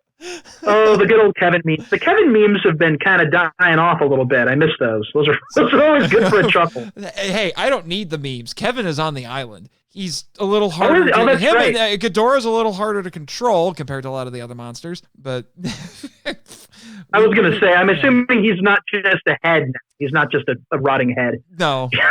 Well, that's kind of Kevin 2, I guess you could say. Kevin 2.0. That's a good point. That's a good point. I don't know. With the amount of fights Ghidorah has been in, he might be on 10.0 I was gonna on say, all three of them. Yeah, but there might be a lot of rotting Kevin heads laying around for Charles Dance to fish out of the water. You never know. Yeah, we don't let him on the island. We heard about what happened. We heard about what happened in China. Yeah, he's not coming back. We tightened up security. I mean, security's already tight because of the key locks, but that's true. You don't want to mess with them. I mean, we've just been talking about the actors and the characters, and we've already covered a lot of other aspects of this movie. But I want to take a little bit of time to address the complaints about this movie. I want to get at some of them. Am I going to sit here and say this is a perfect movie? No, because no movie is perfect. Although I will admit that with the most recent viewing, I'm riding so high on the movie right now that I don't really want to say anything terribly negative about it. We'll at least try to address some of the things people have said. One of which being people say it's too long. That's the big one. That is the big one. As you pointed out, it's twice as long as the original movie. Yes. Yep. Very much so. It is long, but it doesn't feel long. When we were watching it tonight, I'm like, it was 3 hours and 20 minutes, and it felt like it just went by. I mean, I was double checking the timestamp. Like when the characters got to Skull Island, I thought, how long did it take to get there? That took 45 minutes, and it went by like that. Yep. Like snap. It was just it flows so well. And this is, to me, the key to making a long movie that is also a good movie, and that is to pace it to the point where it's moving so naturally and organically. It's not rushing and it's not overly slow. Things are happening at just the right pace so that by the time you hit 3.5 hours and you've officially crossed what I like to call the Kurosawa threshold, and you've officially, yeah. Trademark That's a that good one. right like now. I will. The Kurosawa threshold. I will put that on a T-shirt. right next. Yeah, I gotta get on that one. But once you've gotten past the point of no return, 3.5-ish hours, once you've reached Seven Samurai level, and you've gotten to that point, and the movie is either almost over or is over, and it feels like you haven't been sitting on your butt for 3.5 hours, then you have crafted a very well done movie. Just in terms of how the length feels, because there are some movies that are long and you can feel that length just kind of sitting on you. One of those films, this is actually kind of interesting. This is interesting because of the film we're talking about, is the 1976 Kong, at least for me. Which for you feels long. It's not a very long, it's not as nearly as long as this 2 hours, or maybe a little over 2 hours, something like that. It's 2 hours plus, if memory serves, and at least the normal version and not the super long one that I'd like to see one day. But anyway, I have connections. I'm interested. That film, to me, at least to me, like the first time I saw it, the length of it I didn't notice, but I saw it on the big screen a few years ago, around the time they captured Kong and he has a scene in the oil tanker. I remember looking at my watch and thinking, is this movie still happening? I feel like I've been sitting here for 5 hours. And that might have just been me in that moment, because I've watched it since. It's like it alternates. So the time after that I watched it and the length didn't bother me. And then I watched it again and I was like, this feels a little long. Not necessarily to the detriment of the film, but I did notice that the 1976 Kong feels longer to me than this one does, even though Peter Jackson's got him beat by like an hour and a half. Yeah. There's another movie in there somewhere. That's a whole other movie. It's really, really impressive, because that's how you pace a film. And it also, another good way to tell is that when it's over, even though you've been sitting there for 3.5 hours, you're still kind of bummed that it ended. Because you kind of want to, I've experienced this a lot in books, actually, because I'm a writer, so I'm a big reader. And one of my favorite books ever on planet Earth is To Kill a Mockingbird. I adore that book. Fantastic book. Fantastic book. And the first time I read it, because remember, this is a book that is 200% about its characters and getting you interested in what they're doing. And it's nothing. It's not like they're saving the universe. It's just it's kids, with a haunted house next door, and they're living through some horribly, tragically racist nonsense that was part of the period. And that's hard to read, but it's really, really a fascinating story. When that book ended, I was heartbroken because I wanted to spend more time with those characters. And I'd been reading it. It's not a super long book. It's not a long book at all, but it was one of those books that I read in high school, but they paced us. So it took us like 4 times as long as it would have normally taken me to read it for all of my class to read it. Yeah.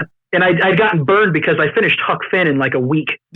And then we started taking quizzes on it. And I was like, oh boy, I probably should reread this. But I was really sad when I got to the last page of To Kill a Mockingbird, because I wanted to just spend another summer with those characters. At the end of this film, it's different because they've reached a natural story-wise and dramatic-wise ending point. Whatever happens after Anne and Jack hug on top of the building is irrelevant. We don't need to know that. And Kong is gone, so there's no reason to continue the story after that. But the fact that it was over, that I felt like it had gone fast.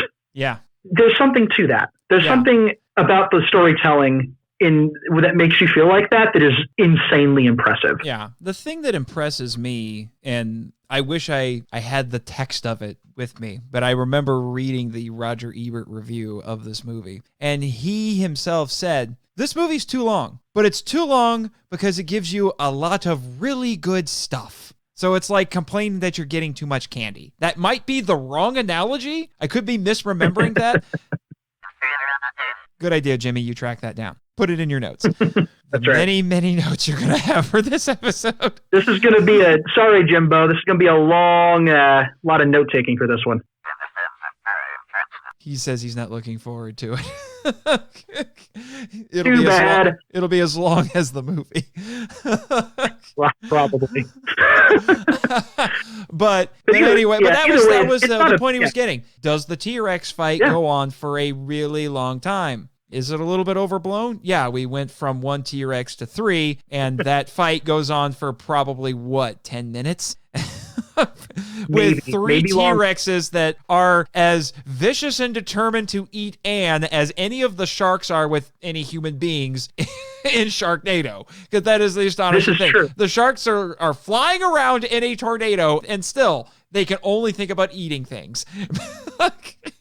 It's not a bad comparison. I know. So there are probably people who are freaking out right now. I think Jimmy is biting his tongue really hard right now. I can see him in the booth right now. He's biting his tongue to the point that it's bleeding, proverbially speaking.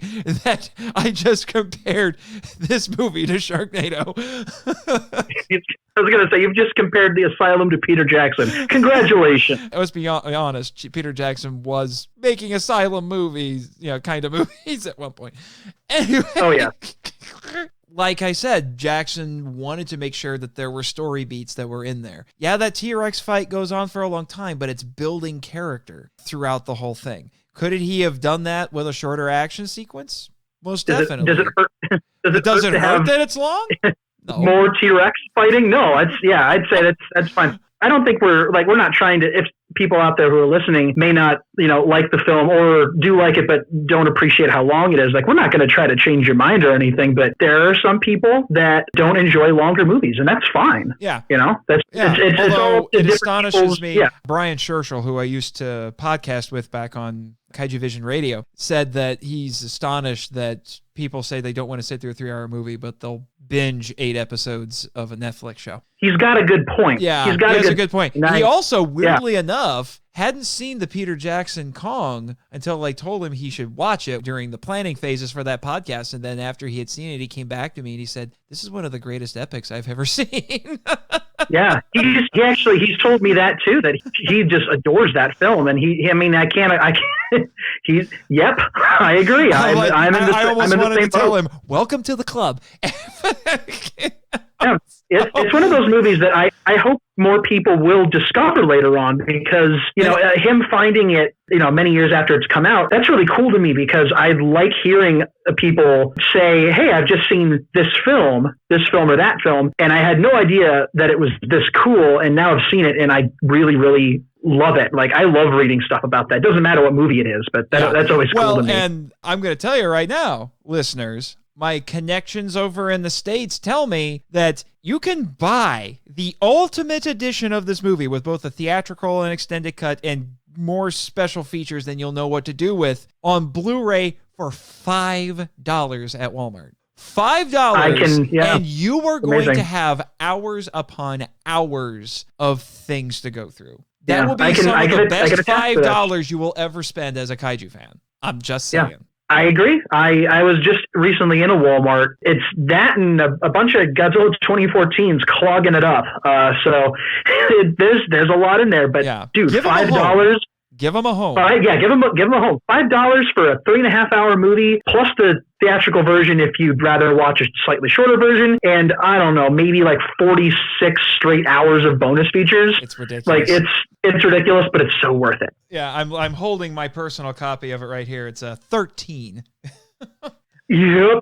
And then there's one other big objection people have had to this movie that doesn't really fall under the "it's too long" umbrella. When before people were saying it's too long, we don't need a Brontosaurus stampede, even though there was supposed to be a Brontosaurus stampede in Son of Kong that Will O'Brien wanted to do, but they told him no because money and time. That's I think as well. That was just Jackson again being a fanboy. But the scene in question is, I guess you could call it the ice skating scene. Yeah, and I paid attention to it, and I remember when the movie first came out, I heard people talking about how that scene's corny. They didn't really like it. I thought, okay, I'm going to pay attention to it when we watch it today. And you know what? I wasn't bothered. Maybe I'm weird. Nope. But I wasn't bothered. I felt like it was earned.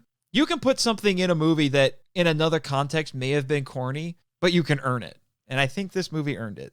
I think so too. I think it's actually one of my favorite scenes. I think it's gorgeous. I think it's also at the right point in the story for that to happen, because Kong has just gone on his rampage and he needed a moment He needed one last happy moment, because up on top of the building when they're looking at the sun is kind of a peaceful moment, but this was just pure we're together. It was like seeing him slough off the last little bit of that loneliness that he had, because loneliness is such an important part of the character, this version of the character. The entire sequence where she walks to him and she's backlit.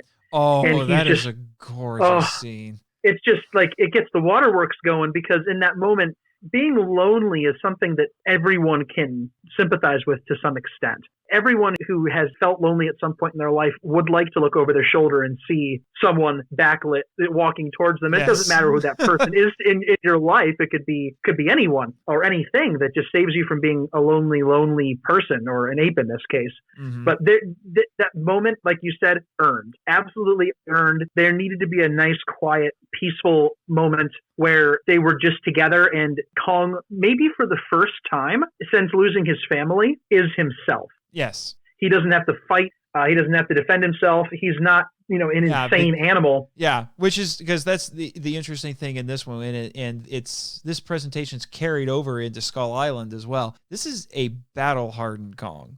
In fact, the earlier designs for Kong in this movie, they actually were going to make him even more battle-hardened. Like his, you can tell his jaw's a little out of joint. His jaw got broken and it didn't heal quite right. So he has a little bit of a snaggletooth. That actually used to be a lot more pronounced in earlier designs. So they were really emphasizing that. And then in Skull Island, he's covered in scars and things like that. So they kept that. There's a carryover there. It's a cool visual indication of just what he's been through without going and showing you how he got all of those things. It's visual storytelling, and it's simple, but it's really effective. And the fact that, this Kong we see him get a lot of his wounds, but he's got scarification all over his face.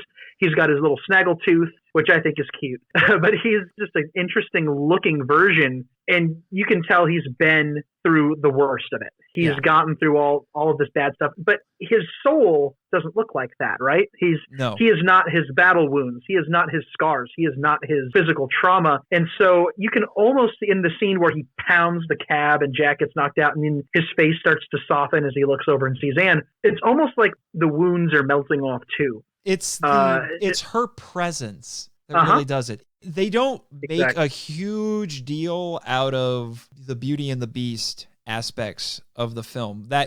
My gosh, they were name dropping Beauty and the Beast constantly in the 33 version. Yeah, it was not subtle. Yeah, it wasn't subtle. In this one, it's subtle because you notice that Anne has this amazing calming effect on him.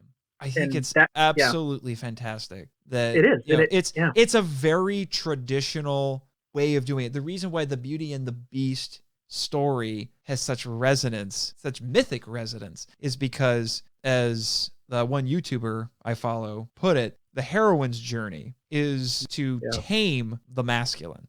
And that's what happens here. If you look at Kong as this masculine figure, which we've talked about, she's taming it. She is not making Kong cease to be masculine, but she is calming him and she is helping him to channel that. So he is not just unbridled rage. That entire part of her effect on him, that part of the story, I think culminates in the ice pond scene. I think that's where the full effect that she's had on him is brought to fruition. That actually reminds me of something kind of interesting, because it makes me think of how he's affected her as well, because that scene is also about her and the connection that she's formed with Kong. Many years ago, I happened to see this film on television. They were playing it on TV, and it was one of those weird things where there were little fun facts popping up at the bottom of the screen every couple of scenes. It was cool, but it was a little annoying. But some of the fun facts just made no sense. Towards the end of the film, one popped up that said Anne was suffering from Stockholm Syndrome, and that was why she liked Kong. Exactly. And it popped up at the bottom. It's like, Anne is very clearly demonstrating what is called Stockholm Syndrome. And I looked at the screen and I had to smack my head a couple times. And I thought, what? I mean, if you were to watch the film from that angle, it ruins the whole thing. But that's not the point of the story. She's not forming some kind of attachment to her captor. And this scene at the ice pond really just takes any kind of idea that she might have, that you could read that into the film, which is nonsense, and just kind of finally puts a nail in that coffin, because she's there because she wants to be there. He's with her because he wants to be with her. And again, like we said, it's not romantic. It's not sexual. It's undefined. It's a relationship. It's a bond between, and this is something that Naomi Watts said herself, between two souls, her souls and Kong. And it's in this moment on the ice pond that you can really see the souls of both of them, especially Kong. And so I'd argue, and this is actually interesting because it's a scene that when they were shooting it, they weren't sure if it was too corny to put in the movie. They shot it anyway because Peter said, let's shoot it and see what happens. You know, there's nothing funnier than seeing footage of Andy Serkis on like a little scooter spinning while holding a Barbie.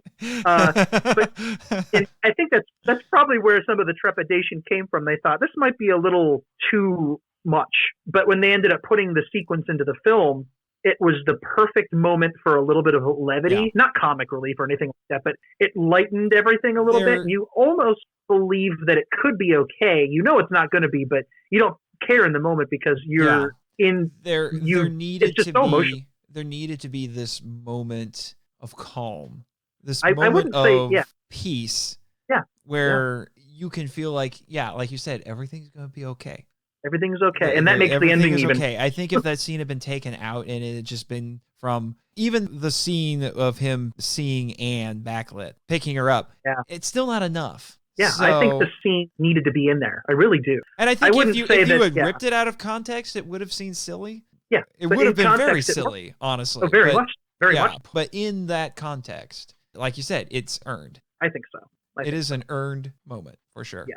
Sorry, those are really detractors. The big things. Yeah.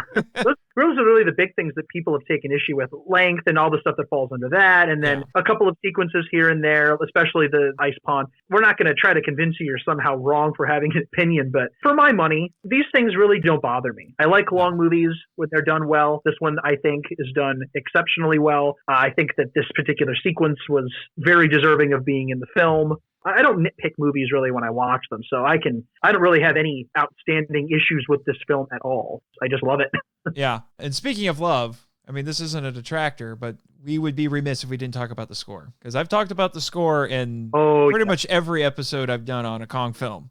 Monster movies in general, I think, tend to really kind of need a strong score because it helps a lot. And when it comes to Kong, anyone who scores a Kong film will be standing on the shoulders of a giant because Max Steiner... Yeah, we talked about it earlier because they recycle some of his music, and it's fantastic how they recontextualize it. Yeah, talking about Steiner isn't the point of our conversation here, but needless to say, the man... But we're talking about, there have been some fantastic composers that have worked on a Kong. Max Steiner, Akira Fukabe, John Barry. I will tell you, just like I said in that episode. Yeah.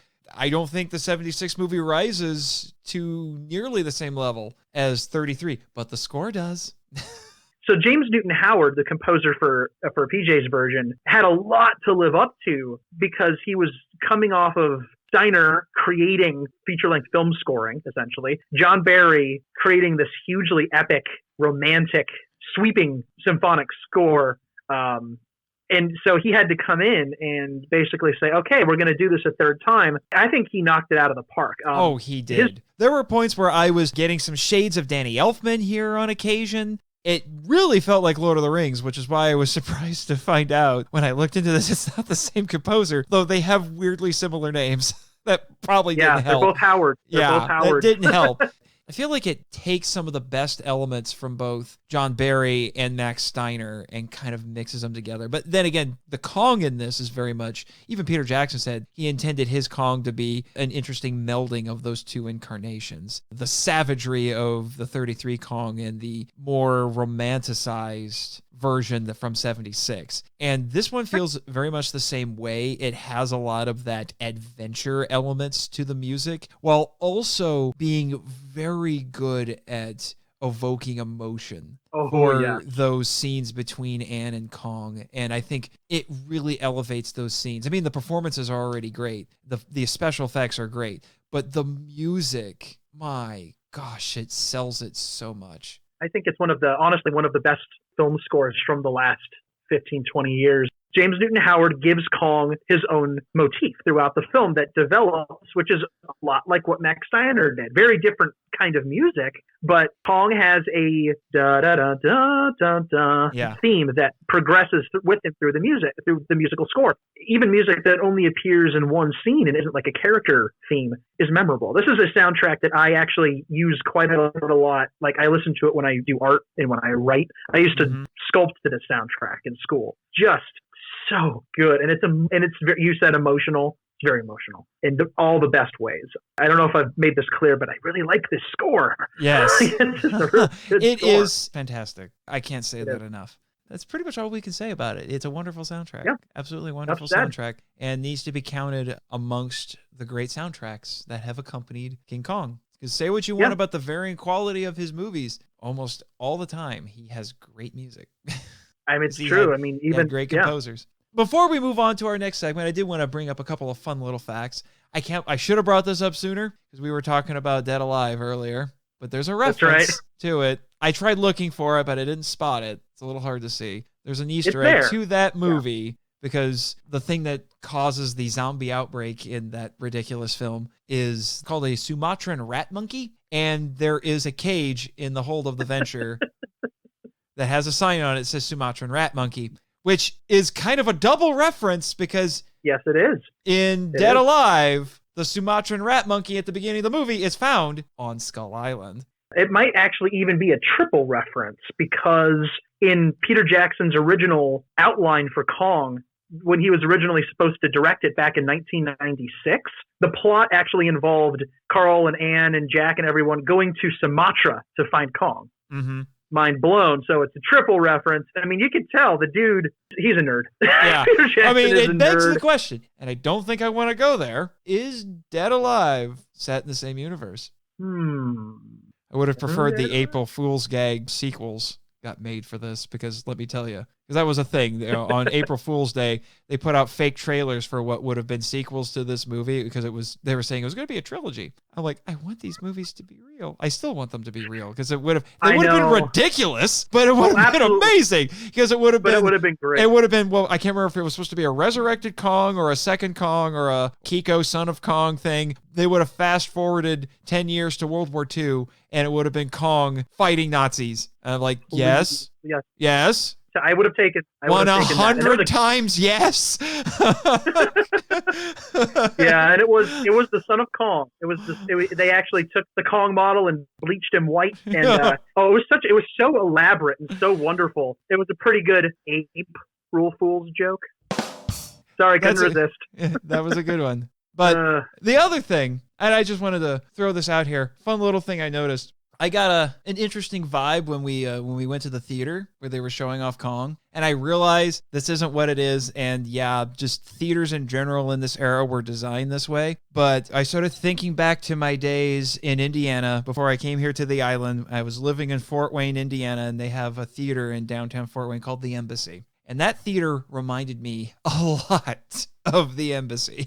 It's a lot bigger than the Embassy, but still. It's a very classic sort of theater, which makes sense because we're now going to talk about some classic theater in our next segment.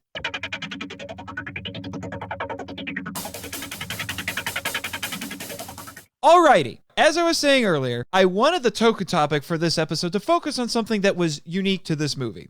I had already mentioned before that unlike in the 33 film, the depression is clearly going on in this. They don't go out of their way to hide it. But I already spent 2 episodes, in both episode 2 and episode 4, with Kong 33 and Son of Kong, going over different aspects of the depression. So I was thinking to myself, what's unique to this one that I could latch onto and do something like that? And then I realized, vaudeville.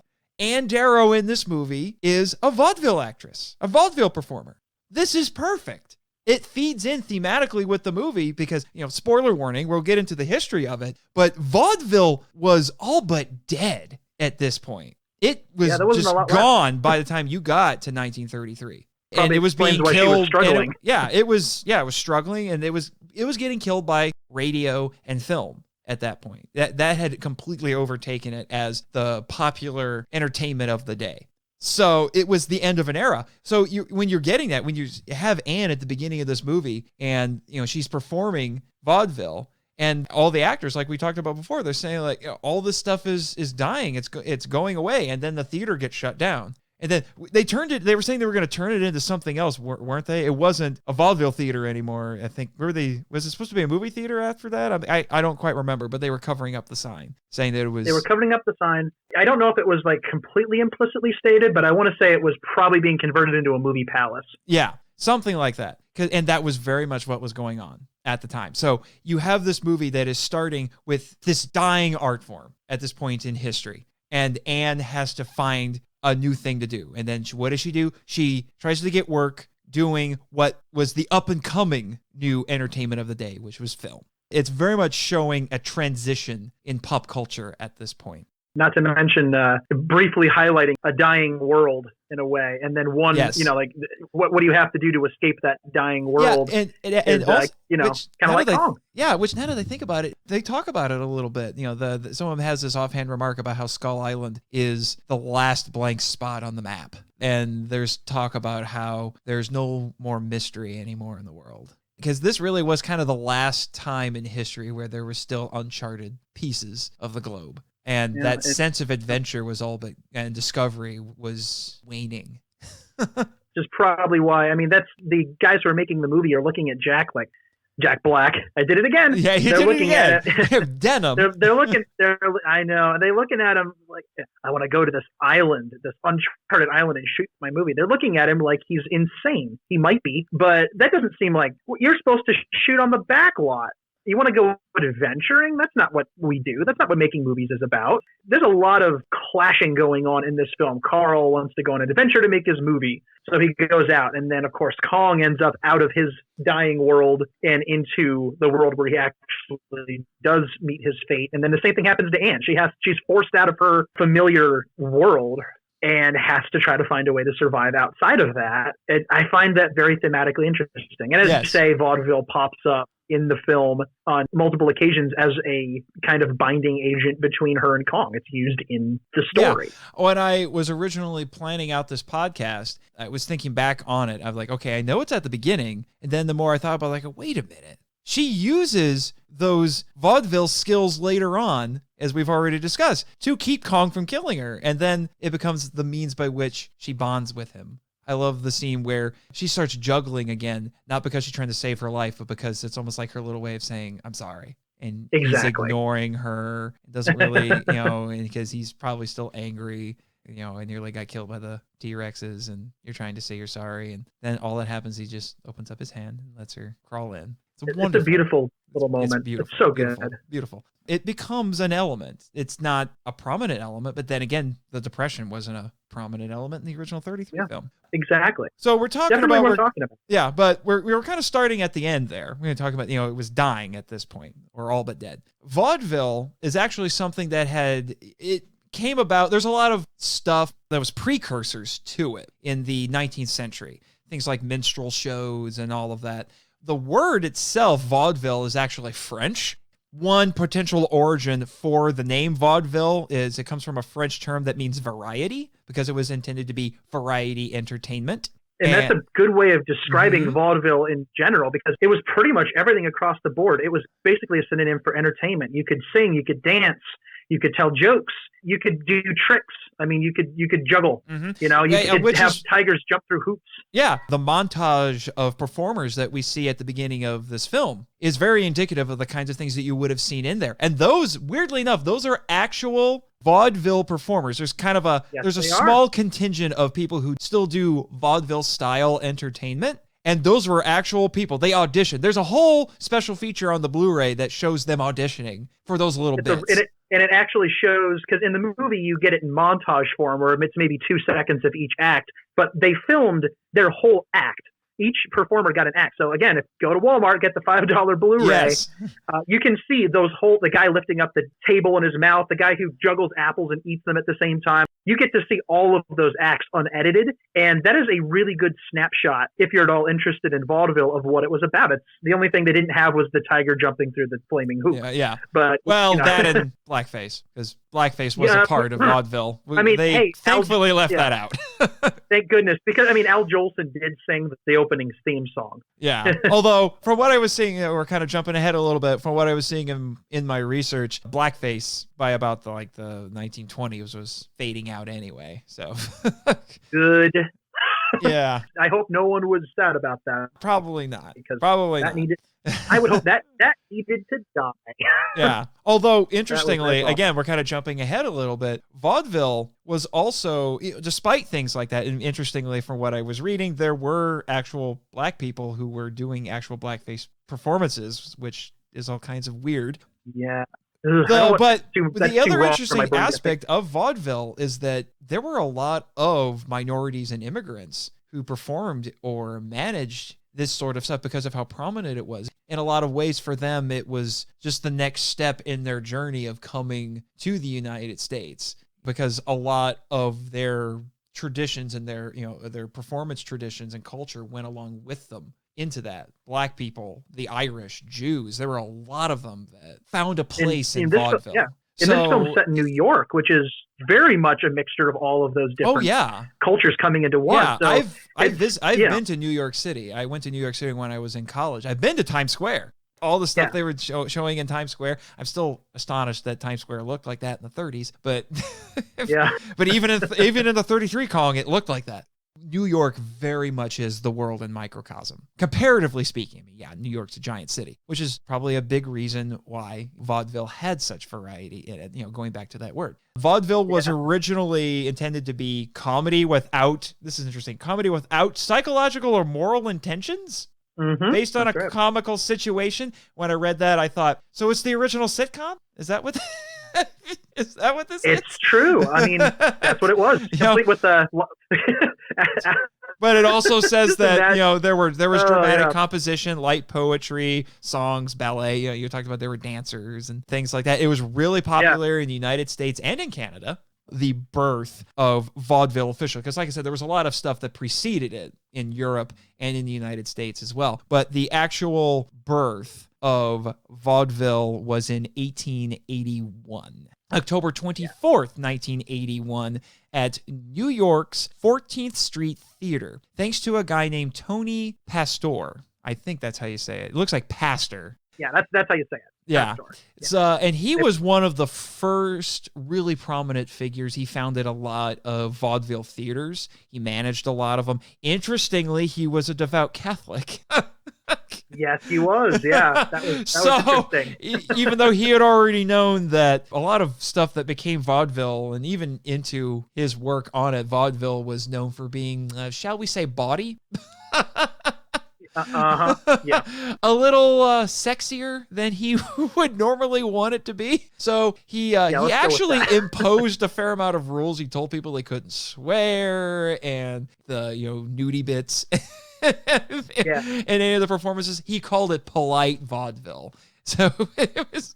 He wanted it to be because he wanted it to be open to families and to women, and he wanted to broaden its audience. And he wanted to make it accessible, because the more people you can get into your theater, then the better you're going to do, and the better your circuit's going to perform, right? So it made sense from a business perspective, but it's just good business. Yeah, and it's interesting, and I think he definitely knew that it was coming, because another potential origin for the name vaudeville was from a French name. I may be butchering it. I apologize every time I try to say Japanese words on here, so I'm going to apologize for the French too, which is funny because my surname is French. But Val de Vire, which was in reference to the Vire River Valley in English, and it was known for bawdy drinking songs. Oh my goodness. So there you go. Yeah. So he had to clean it up a little bit. And he did. And he did a darn good job. He did, and it exploded. By the time you got to the early 1900s, there were these two guys, B.F. Keith and E.F. Albee. Interesting sounding initials there, E.F. and B.F. And one of whom, E.F. Albee, was actually the adoptive grandfather of the Pulitzer Prize-winning playwright Edward Albee. And they started a chain of vaudeville houses in Boston, and they spread all over the country. So as I was saying, they ended up having a whole slew of these things, a whole circuit of them across the country. In 1919, there was another circuit called the Orpheum Circuit that had 45 vaudeville theaters in 36 cities in the U.S. and Canada. There was another circuit run by a guy named Alexander Pantages, again, maybe saying the name wrong, and he owned 30 of them and controlled 60 more in the U.S. and Canada through management contracts. That's impressive. It was a huge, booming thing. We're talking about a very light, fluffy, enjoyable art form that was in prominence before the Depression. You'd think that in the Depression, people would have been interested in seeing, light, fluffy things to take their minds off of things, but it didn't make it that far. But as the 1920s, it was just everywhere. Yeah, and it was starting to wane in the 20s, but certainly before then, the early 20th century, it was the place to go to. If you weren't going to see stage plays or something like that, you were probably going to a vaudeville show. And it was so varied. It's not like I'm going to go listen to this music. If you went to vaudeville, there was just about as much chance of seeing somebody do comedy, somebody dancing, somebody doing some kind of like circus stunt. You know what I mean? Whenever I think of vaudeville, I think of two things. I think of Looney Tunes and Singing in the Rain. Yes. because the beginning of Singing in the Rain, when Gene Kelly and Donald O'Connor are singing Fit as a Fiddle and Ready for Love in their pinstripe suits with the hat. And there's an earlier shot where two canes come out and grab them around the neck and drag them off stage. That's what I always think of when I think of vaudeville. I think of people on stage doing something dressed all nice and some kind of performance, and then a cane drags them off stage. Yes. There's a Looney Tunes episode, I want to say it's called Showbiz Bunny, that explains Bugs Bunny's origins. It explains how when he was young, he got his start on the vaudeville circuit. And you see him in a chorus line singing, and you see him trying to bust out on his own, and then he fails, and then Elmer Fudd, who is literally identified as a, quote, big vaudeville star, end quote, in the episode, sees Bugs and thinks he has potential, and they go on the circuit, and you see them on the train. And so that's always what I think of, but it's pretty accurate. It's just people would travel, and people with certain talents would kind of coalesce into different groups. It was amazing that it didn't last longer. Yeah, here I found, I was digging through my notes. I found a couple more facts going along with what we were talking about. So yeah, Tony Pastor, devout Catholic, was often backstage praying. Makes sense. Yeah, and also Benjamin Franklin Keith, BF Keith, his wife and business partner, also fervent Catholic. It's interesting that the Catholics are getting involved in something like this. At its peak, there were 25,000 vaudeville artists working in 4,000 theaters. Wow. That is... And Tony Pasteur was a former ringmaster with P.T. Barnum, the circus. That's right, he was, yeah. Which makes total sense because the circus acts were on the rise at this point as well. That was another emerging form of entertainment. By 1925, the Keith Albee Circuit had 350 theaters and employed 20,000 people. It's just a lot. It's just a lot. It's just a big number. Like I had nothing else to add to that. That's just a big number. And that was at its peak. That is just crazy to think about. This was huge. It was absolutely huge in terms of its popularity and its numbers. And the other thing about this is vaudeville, it spanned groups. We already talked about how multiple races were involved with this. But it also spanned the strata of economic class because pretty much everybody was coming to see these things, which is a little bit astonishing to me because it sounds like it started off as what we would call blue-collar sort of entertainment, but it was so popular that everybody was going to see it. It really bridged the gap there as well. I found some interesting little idioms from here. Apparently, there was a common question in vaudeville where they would say, will it play in Peoria? And it was a metaphor for something that appeals to the American mainstream public because Peoria, Illinois, vaudeville saw a lot of success in Peoria, Illinois. That's actually in the Bugs Bunny episode too. Oh, really? They name drop Peoria. The Bugs and Elmer's act first opens in Peoria, and Bugs literally says, "We're in Peoria," and then you see them on stage, and he gets hit in the face with a pie. Yes. But yeah, they actually name drop that, which I think I found really interesting. Yeah, and even though we talked about how those two guys were starting their stuff in Boston, but as you would expect, the capital of vaudeville, the big time, was New York City's Palace Theater, or just the Palace, as a lot of vaudevillians called it. It was built by Martin Beck in 1913, and it was operated by Keith. I guess if there's a Carnegie Hall for vaudeville, it would be the Palace, apparently. Yeah, until it wasn't. Yeah. Like a lot of things, unfortunately. True. A lot of things, unfortunately.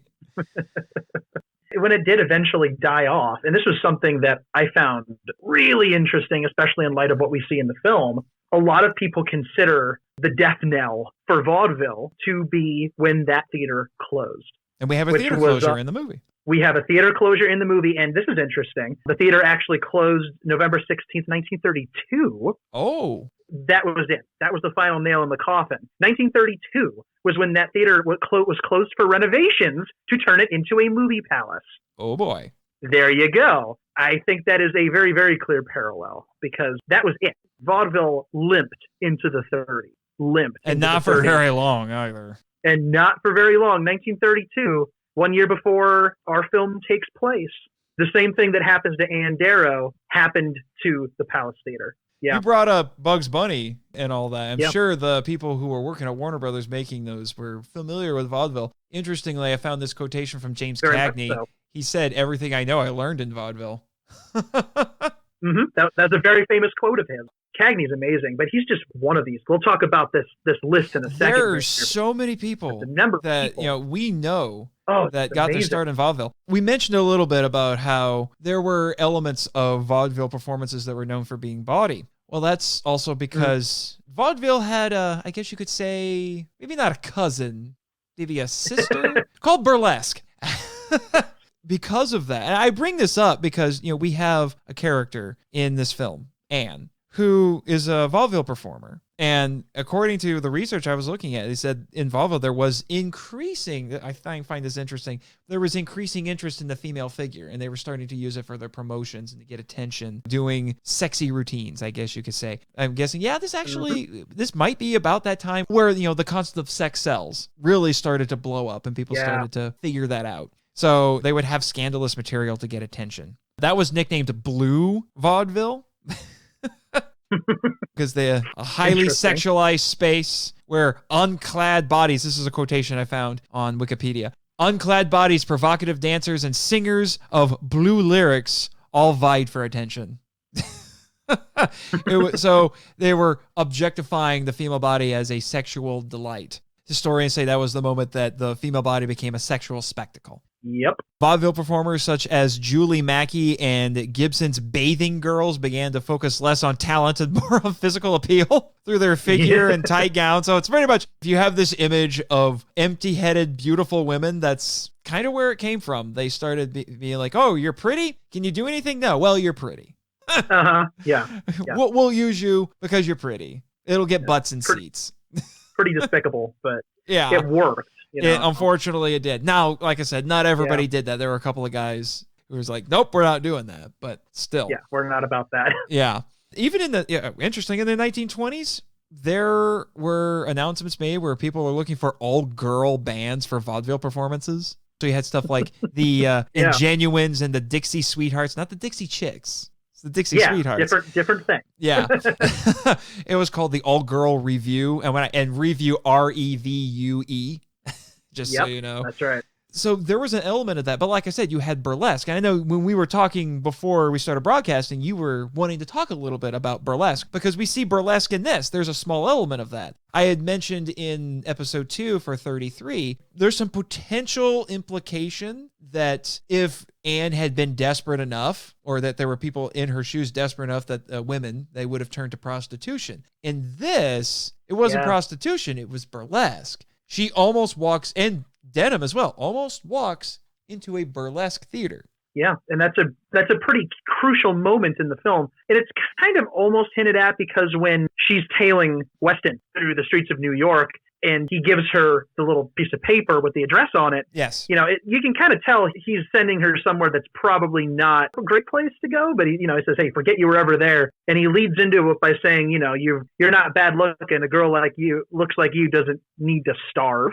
Yes. So he gives her this thing, and she goes, and she finds out what it is, and she ditches. She's gone. She doesn't want any part of that. A lot of girls at that time would probably have been faced with similar decisions, especially considering the fact that performing arts like vaudeville, which were generally cleaner, were starting to disappear. Because the other thing that was really starting to take vaudeville down was technology. Yes. Right? It was technology, but people were still going to these theaters. These theaters still existed. And I mean, not everybody had a radio at this point to listen to all of the vaudeville performers that transitioned over to radio, which and there were we'll a talk lot. about in a sec. There were a lot. We'll talk about those guys in a second, but like these places still existed. It's amazing because it's had to have been easier, obviously, for a person to leave a closed vaudeville theater and walk down the street to get a job at a burlesque joint than to go to a radio station and try to audition, especially if you weren't big. Like, people knew Jack Benny before he was on the radio. People knew Bob Hope. People knew all these guys, the Marx Brothers. People knew those guys. But if little Ann Darrow, who, we see, dancing with a mustache, tried to go get a radio job, I just don't think it would have worked, because it's also not implied that her talents involve her voice either. Yeah, we never see her sing. She can scream really well, but we never hear her sing. She's definitely got the pipes, but we don't know if she can sing. But we see her dance and do very physical things, and then we see her juggle later. We see and her then dance, we see her juggle, and she does pratfalls, physical comedy. She does pratfall. And then at the very end, she dances to Bye Bye Blackbird for 3 seconds before she realizes that she is needed elsewhere. She would not have had a career in radio. It's basically the same thing that killed off all of the great silent movie actors, is once they had to talk, a lot of them started losing their jobs. Yeah, I know. I've seen Singing in the Rain. Oh, yeah. Oh, yeah. Oh, yeah. You know what I'm talking about.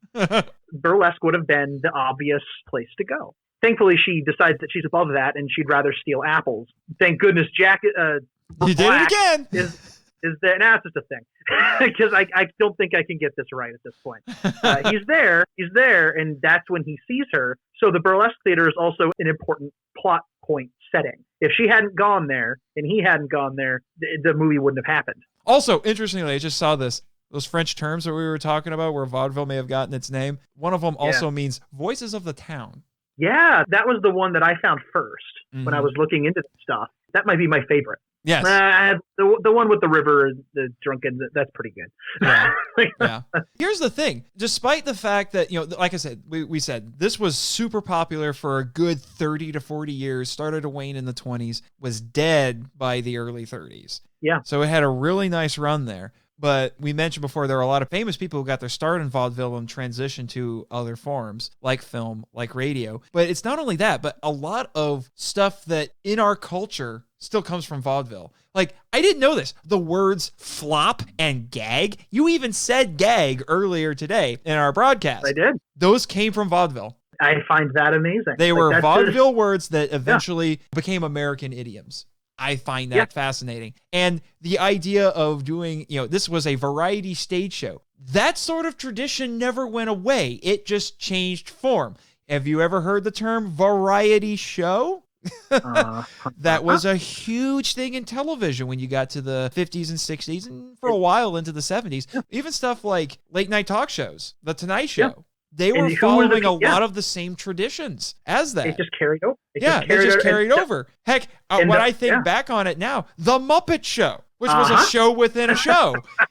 The Muppet Show is vaudeville. It is, straight up. And it is vaudeville, man. Tim's going to love this. On. My friend Tim is going to love this. The fact we're talking about The Muppet Show and we're calling it vaudeville. He's probably jumping up and down in his seat right now. You're welcome, Tim. Please come back to Monster Island. We miss you. That's right. We have cookies here. The earliest practitioners of these big game-changing variety things were the vaudeville performers, because, like I said before, aside from the theater starting to turn, actually that it's included because it's still a kind of technology. Technology started killing vaudeville. Film technology closed the theaters down, and then there came the radio. I mean, I'll just use Jack Benny as an example. He had what might be the most popular variety radio show of the era. And then when television came about, he transitioned to television and had a variety show there, which was incredibly successful. And a lot of these guys did, and a lot of them started acting. And again, I'm going to read off a brief list of just some of these guys, because you're definitely going to recognize names like Bob Hope. Oh, yeah.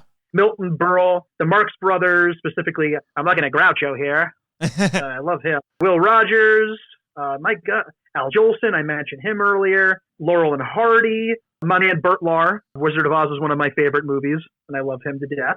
Sophie Tucker, Ed Wynn. I love Ed Wynn. Who doesn't love Ed Wynn? Rose Marie, for Dick Van Dyke Show fans out there. I mean, the list just goes on. The Three Stooges? The Three Stooges are one of the big ones. All of the Three Stooges were included here. Dear God, but the ones that really get to me, my personal favorites, Abbott and Costello. Oh yeah, Abbott and Costello to me, and again, funny is funny, man. I mean, those two guys will be funny until the humanity comes to an end. I love those guys, and here's how I'll wrap this part up, because this is one of my favorite things when it all comes full circle. So vaudeville, you've got these two dudes who jumped on trains and went across the country. Bud Abbott, Lou Costello, when vaudeville and burlesque, because they did do burlesque for a while too. That's actually where they got really big, was burlesque. And then they transitioned into radio after that. That's where some of their best gags came from. I mean, Who's on First will never not be the funniest thing on earth. It's so good. And then eventually their radio show was huge. They were voted the #1 celebrities in the world. I don't remember which year. And eventually they ended up in film. And then in the 1950s, they ended up on television. They had their own variety show again, and they went along with the times. But here's where it all comes full circle, because as a fan of Abbott and Costello, I'm, of course, a big fan of their monster films that they did over at Universal. Yes. They met up with the Frankenstein monster, Dracula, the Wolfman, and they did a number of films together. Abbott and Costello Meet Frankenstein, The Invisible Man, Dr. Jekyll and Mr. Hyde. The Mummy was their last film that they actually did for Universal in general. But here's where things get crazy, because there was almost an Abbott and Costello Meet King Kong. I was about to bring that up. Thank you, John LeMay, for bringing that to my attention. Thank you, John LeMay. John LeMay gets all the credit for that, because I'd never heard of this project before I read his book. Anyone out there who's listening who doesn't have Kong Unmade or any of John's books, what are you doing? Go get those books. They're amazing. Please get those books. You will not regret it. Best money you'll ever spend. There's other than the $5 Walmart Kong Blu-ray. Yeah. Go get those books. They're amazing. But yeah, that almost became a thing. Talk about it. Interesting. It's not really 6 degrees of separation. It's more like a giant circle. It's more like a loop. And it all comes back to King. We almost had 2 of the preeminent vaudeville performers of all time meet King Kong in a movie. Yes. Mic drop. Yeah. Really, Jimmy? We're going there? He also wants to remind us that if vaudeville paved the way for the variety show, vaudeville also paved the way for the Star Wars holiday special. Jimmy, my man, we were having so much fun. We were being so positive. Happy Life Day. That's all I got to say. Happy Life Day, Jimmy. Happy Life Day, everyone. Happy Life Day. Moving on. Speaking of vaudeville performers, weirdly enough, I don't think this was brought up on the Blu-ray, but I found out through my perusals of the interwebs that there was a specific and apparently pretty famous vaudeville performer that Anne in this movie is modeled after. Her name, her stage name anyway, was June Havoc, which just sounds amazing. That is a great name. It is a great name. This is a great story, too. It is a great name. An absolutely great name. Her memoir was actually optioned by Peter Jackson. It was called Early Havoc. He optioned that so that the screenwriters could use that to flesh out Anne's characterization. So a very real performer became the model for Anne. This woman has a very interesting life story. I only got little snippets of it because I haven't read her memoirs, but she was actually a child vaudeville performer. And she eventually went on to act on Broadway and in movies, and interestingly, in television. In fact, she was on General Hospital in 1990. I think I was on General Hospital in 1990. As a gleam in your father's eye, but... this is true. But that's as bawdy as we're getting on this show. What's interesting, though, is nobody is 100% sure when she was born. Some years give it as 1912, some as 1916, some as 1918, because I guess her mother, who was also in vaudeville and sounds to me like was possibly insane, fudged the birth certificates because of child labor laws. So no one's quite sure when she was born. She also had a sister who... We mentioned burlesque being the sister of vaudeville. Her sister was a famous burlesque dancer named Gypsy Rose Lee. I know Gypsy Rose Lee. Oh. Not that well. I know of her. I should probably clarify. You know her? Okay, Jimmy, keep it to yourself. My brain is hurting too much as it is. We'll talk later, Jimmy. Yeah. Anyway, here's what's really nuts. Miss Havoc, I just like saying that, Miss Havoc, was actually married 3 times. Her first marriage was when she was 16. And it was to this boy she met while performing in vaudeville. He was another vaudeville performer.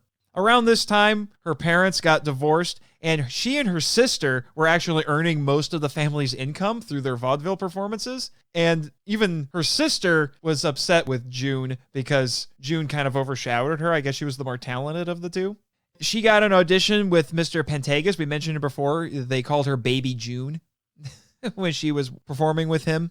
So apparently she didn't talk until the age of 3, but any movies that she was in were silent anyway, because I guess she did some film performances as well. This is just insane. She would cry for the cameras when her mother told her that the family's dog had died. That's how she got a performance out of her as a child. Cow. That's insane. Wow. But yeah, but like I said, she got married at 16, and she did it because she was trying to get away from her crazy mother, and she eloped with this guy. His name was Bobby Reed. And then it says, weeks later, after performing at the Jayhawk Theater in Topeka, Kansas, December 29th, 1928, it says Rose reported Reed to the Topeka police, and he was arrested. And then Rose had a concealed gun on her when she met Bobby at the police station. She pulled the trigger, but the safety was on. This is the mother. Okay, keep in mind, this is the mother. She tried to murder this guy. And they had to pry her off the poor guy. So I guess she fired the gun, it didn't work, and then she just attacked him, and the cops had to pull her off. It's insane. Did she try throwing the gun? Why not? They should have. But then they got married, and which allowed her to leave both the family and their act. Unfortunately, the marriage didn't last, as I already pointed out. But even after they divorced, the two of them were on good terms for the rest of their lives. That's good. And they did have a daughter together. Her name was April Rose. You remember the time your mom tried to shoot me? Oh, good time. Oh, we got to get together for a reunion one of these days. That must have been a very interesting reunion. Hopefully it never happened. And by the way, their daughter grew up to become an actress. She went by the name April Kent. Nice.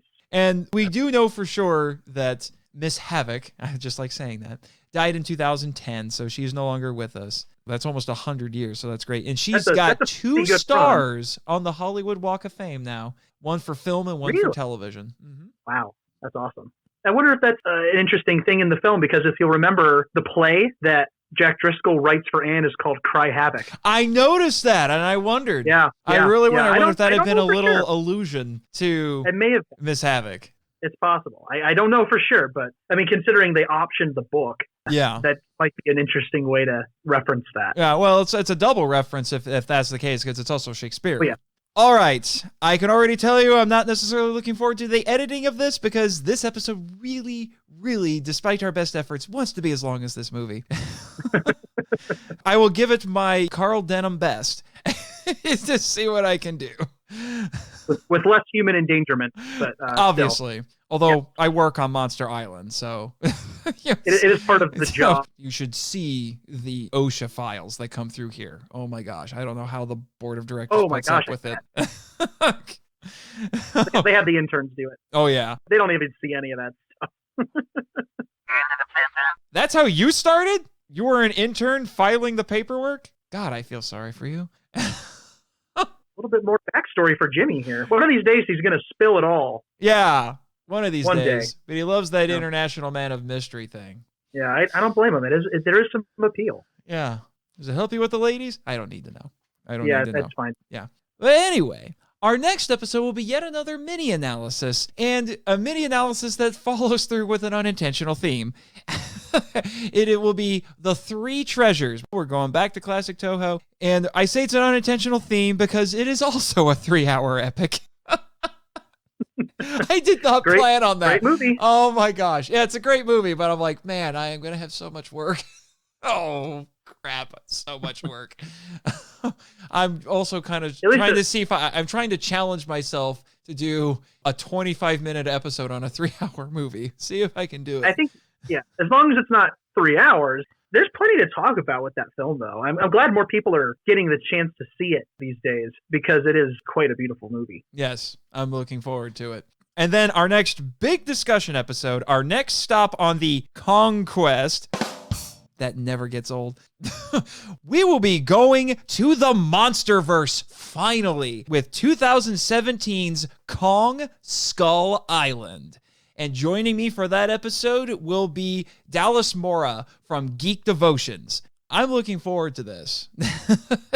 It'll be exciting. I'm excited to give it a listen. It should be awesome. All righty. And thank you once again for joining me, Danny. It's been great having you here. I am now going to give you the floor, and you may do all the shameless self-promoting you want, because we love ourselves some shameless self-promoting here on Monster Island. Well, I'll definitely do my very best. As Nate mentioned at the beginning of the episode, I am the author of and creator of the Godzilla Novelization Project, which is a slightly insane ongoing project on my part to... It's your Carl Denham project, yeah. It is my Carl Denham... This might be as insane as sticking my camera into the mouth of a tiger and asking him to look good. It is about that nuts because the Godzilla Novelization Project is a massive endeavor on my part to eventually, this will take a while, but I'm making pretty good progress on it, convert all of the Japanese Godzilla films into full novels. This is something that has never been done, even in Japan. There are a couple of books here and there, but I felt like there needed to be novelizations of these films. It's something that I love doing. I love reading, and I love reading film novelizations. And I thought, well, they don't exist, so I'm going to do it. Actually, as of today, this recording, this is the second anniversary of the project. So yes. Happy birthday to me. It's definitely been a long road, and it's going to be a lot longer, but this is a project that I am incredibly passionate about. I have accumulated quite a lovely group of readers and followers who really seem to be liking what I'm doing, including you. Nate was one of the first people, along with Brian, to give me a platform to promote the show via an interview, which is almost 2 years ago now. Can you believe that? I know. It's weird to think about that. I had a blast doing it, an interview at G-Fest. So I think honestly one of the reasons that that people have been started to know who I was 2 years ago when I did this interview was thanks to them giving me an opportunity to talk about it, which I will always be grateful for. And more people have been coming out of the woodwork to support this project. So if you're at all interested, head over to the website. Again, I'm working on trying to get a better website figured out, but right now it's a free WordPress account, www.godzillannovelizationproject.wordpress.com. All one incredibly long, cumbersome word.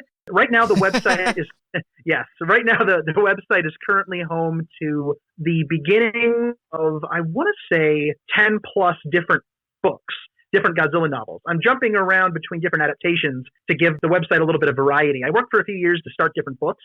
I'm done starting new stories now, and I'm fully focused on trying to finish the books that have already been started. Adaptations for the original Godzilla, King Kong versus Godzilla, a lot of other Showa films, Hedorah, Gigan, Megalon, and I think maybe just 2 Millennium so far, GMK and Against Mechagodzilla, have been started. The website is also home to a couple of, actually several, Godzilla timelines, which is a side project. I'm chronicling the individual events of each Godzilla verse, if you want to call it that. So that's an ongoing project. The site is also home to some short stories that also adapt other Godzilla and kaiju stories from Toho specifically.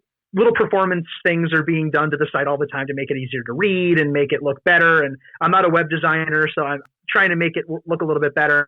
If that sounds like your jam, be sure to check it out. And all I can ask is that if you go to the site and read one of these books and like what you read, that you share it if you're so inclined with other monster movie and reading loving people, and maybe see if they enjoy it too. Because if I can use what little platform I have to remind people about why these films are great and why they love them so much, then that's all I can really ask for. Again, that's www.godzillannovelizationproject.wordpress.com. track me down on Twitter and Facebook if you want to follow and chat with me. I love talking with people about monster movies and Godzilla and obviously King Kong. This is my thing. I'll talk about just about every aspect of it, from the behind the scenes stuff to toy collecting, things like that. So if you're interested in that kind of stuff, follow me there. You can find other ways to contact me via email and other platforms on the website. If you really like what you read and you'd like to support the project with your hard-earned money, I do have a Patreon account. I'm currently working on getting merchandise like T-shirts and coffee mugs and other things produced for Patreon. So that's an ongoing process. Hopefully there'll be more coming out here soon. That's really my big claim to fame. And if this sounds like your jam, go ahead and check it out. And I hope you enjoy what you read. Really? That's a generous offer. Jimmy says if you start writing Monster Zero, he'll take you home in the SY3. My man Jimmy, you might just have yourself a deal here. I mean, I know you're a big fan of Mr. Nick Adams, so I will, you know what? That might just be in the cards, my man. Yes, as he has frequently said on his Twitter, because I am contractually obligated to mention his Twitter, you should follow him at NASA Jimmy. Nick Adams is his spirit animal, which is a kind of a weird thing for a NASA scientist to talk about, and Glenn trained him back in the day at NASA. So, I'll tell you what, Jimmy, just to sweeten the deal a little bit. I mean, I know you don't have a lot going on. I don't know exactly how you earn your money, but if you become a Patreon backer at $10 plus, I will put your name in the Monster Zero book as a character. I will find a character that didn't have a name, and I'll name him Jimmy from NASA. You have a deal. Well done, sir. Sounds good. You get an SY3 trip. He gets to hang out with his hero, at least in book form. I'm canonizing you, buddy. This is it. That's it. I appreciate your generous Patreon support. All right. Thank you once again, Danny. But before we go, do you have any quick writing advice for the kaiju lovers out there? I do. It's been really interesting because a lot of other writers have been coming to me and asking me to look at their work, which is really cool. And I always tell them the same thing, and I'm going to tell everyone else the same thing too. 4 words. Get your Sekizawa on. All right, and with that, cue credits. Thank you for listening to the Monster Island Film Vault, a podcast produced and hosted by Nathan Marchand. If you enjoy the show and want to join the discussion, we'd love to hear from you. So email us at feedback@monsterislandfilmvault.com. Your message could be read on a future episode of the show. Our website is monsterislandfilmvault.com. Follow us on Facebook at Monster Island Film Vault and on Twitter, where our handle is The Monster Isla 1. You can also follow Jimmy from NASA on Twitter at NASA Jimmy. I have fulfilled my contractual obligations. The podcast logo was created by Tyler Souls from TylerDrawsComics.com. Our theme song is Wander on the Offensive, live edit by B33J, Sarax, Juan Madrano, and Nonsensical Lexus, which is a remix of Counterattack, Battle with the Colossus, and The Open Way, Battle with the Colossus by Ko Otani from the video game Shadow of the Colossus. It can be downloaded from ocremix.org. All film and audio clips belong to their respective copyright holders, and no infringement is intended or implied. The show is available on Apple Podcasts, Stitcher, YouTube, and other fine podcatchers. Please rate and review the podcast to help spread the word about the show. The Monster Island Film Vault is a Moonlighting Ninjas media production. Sayonara!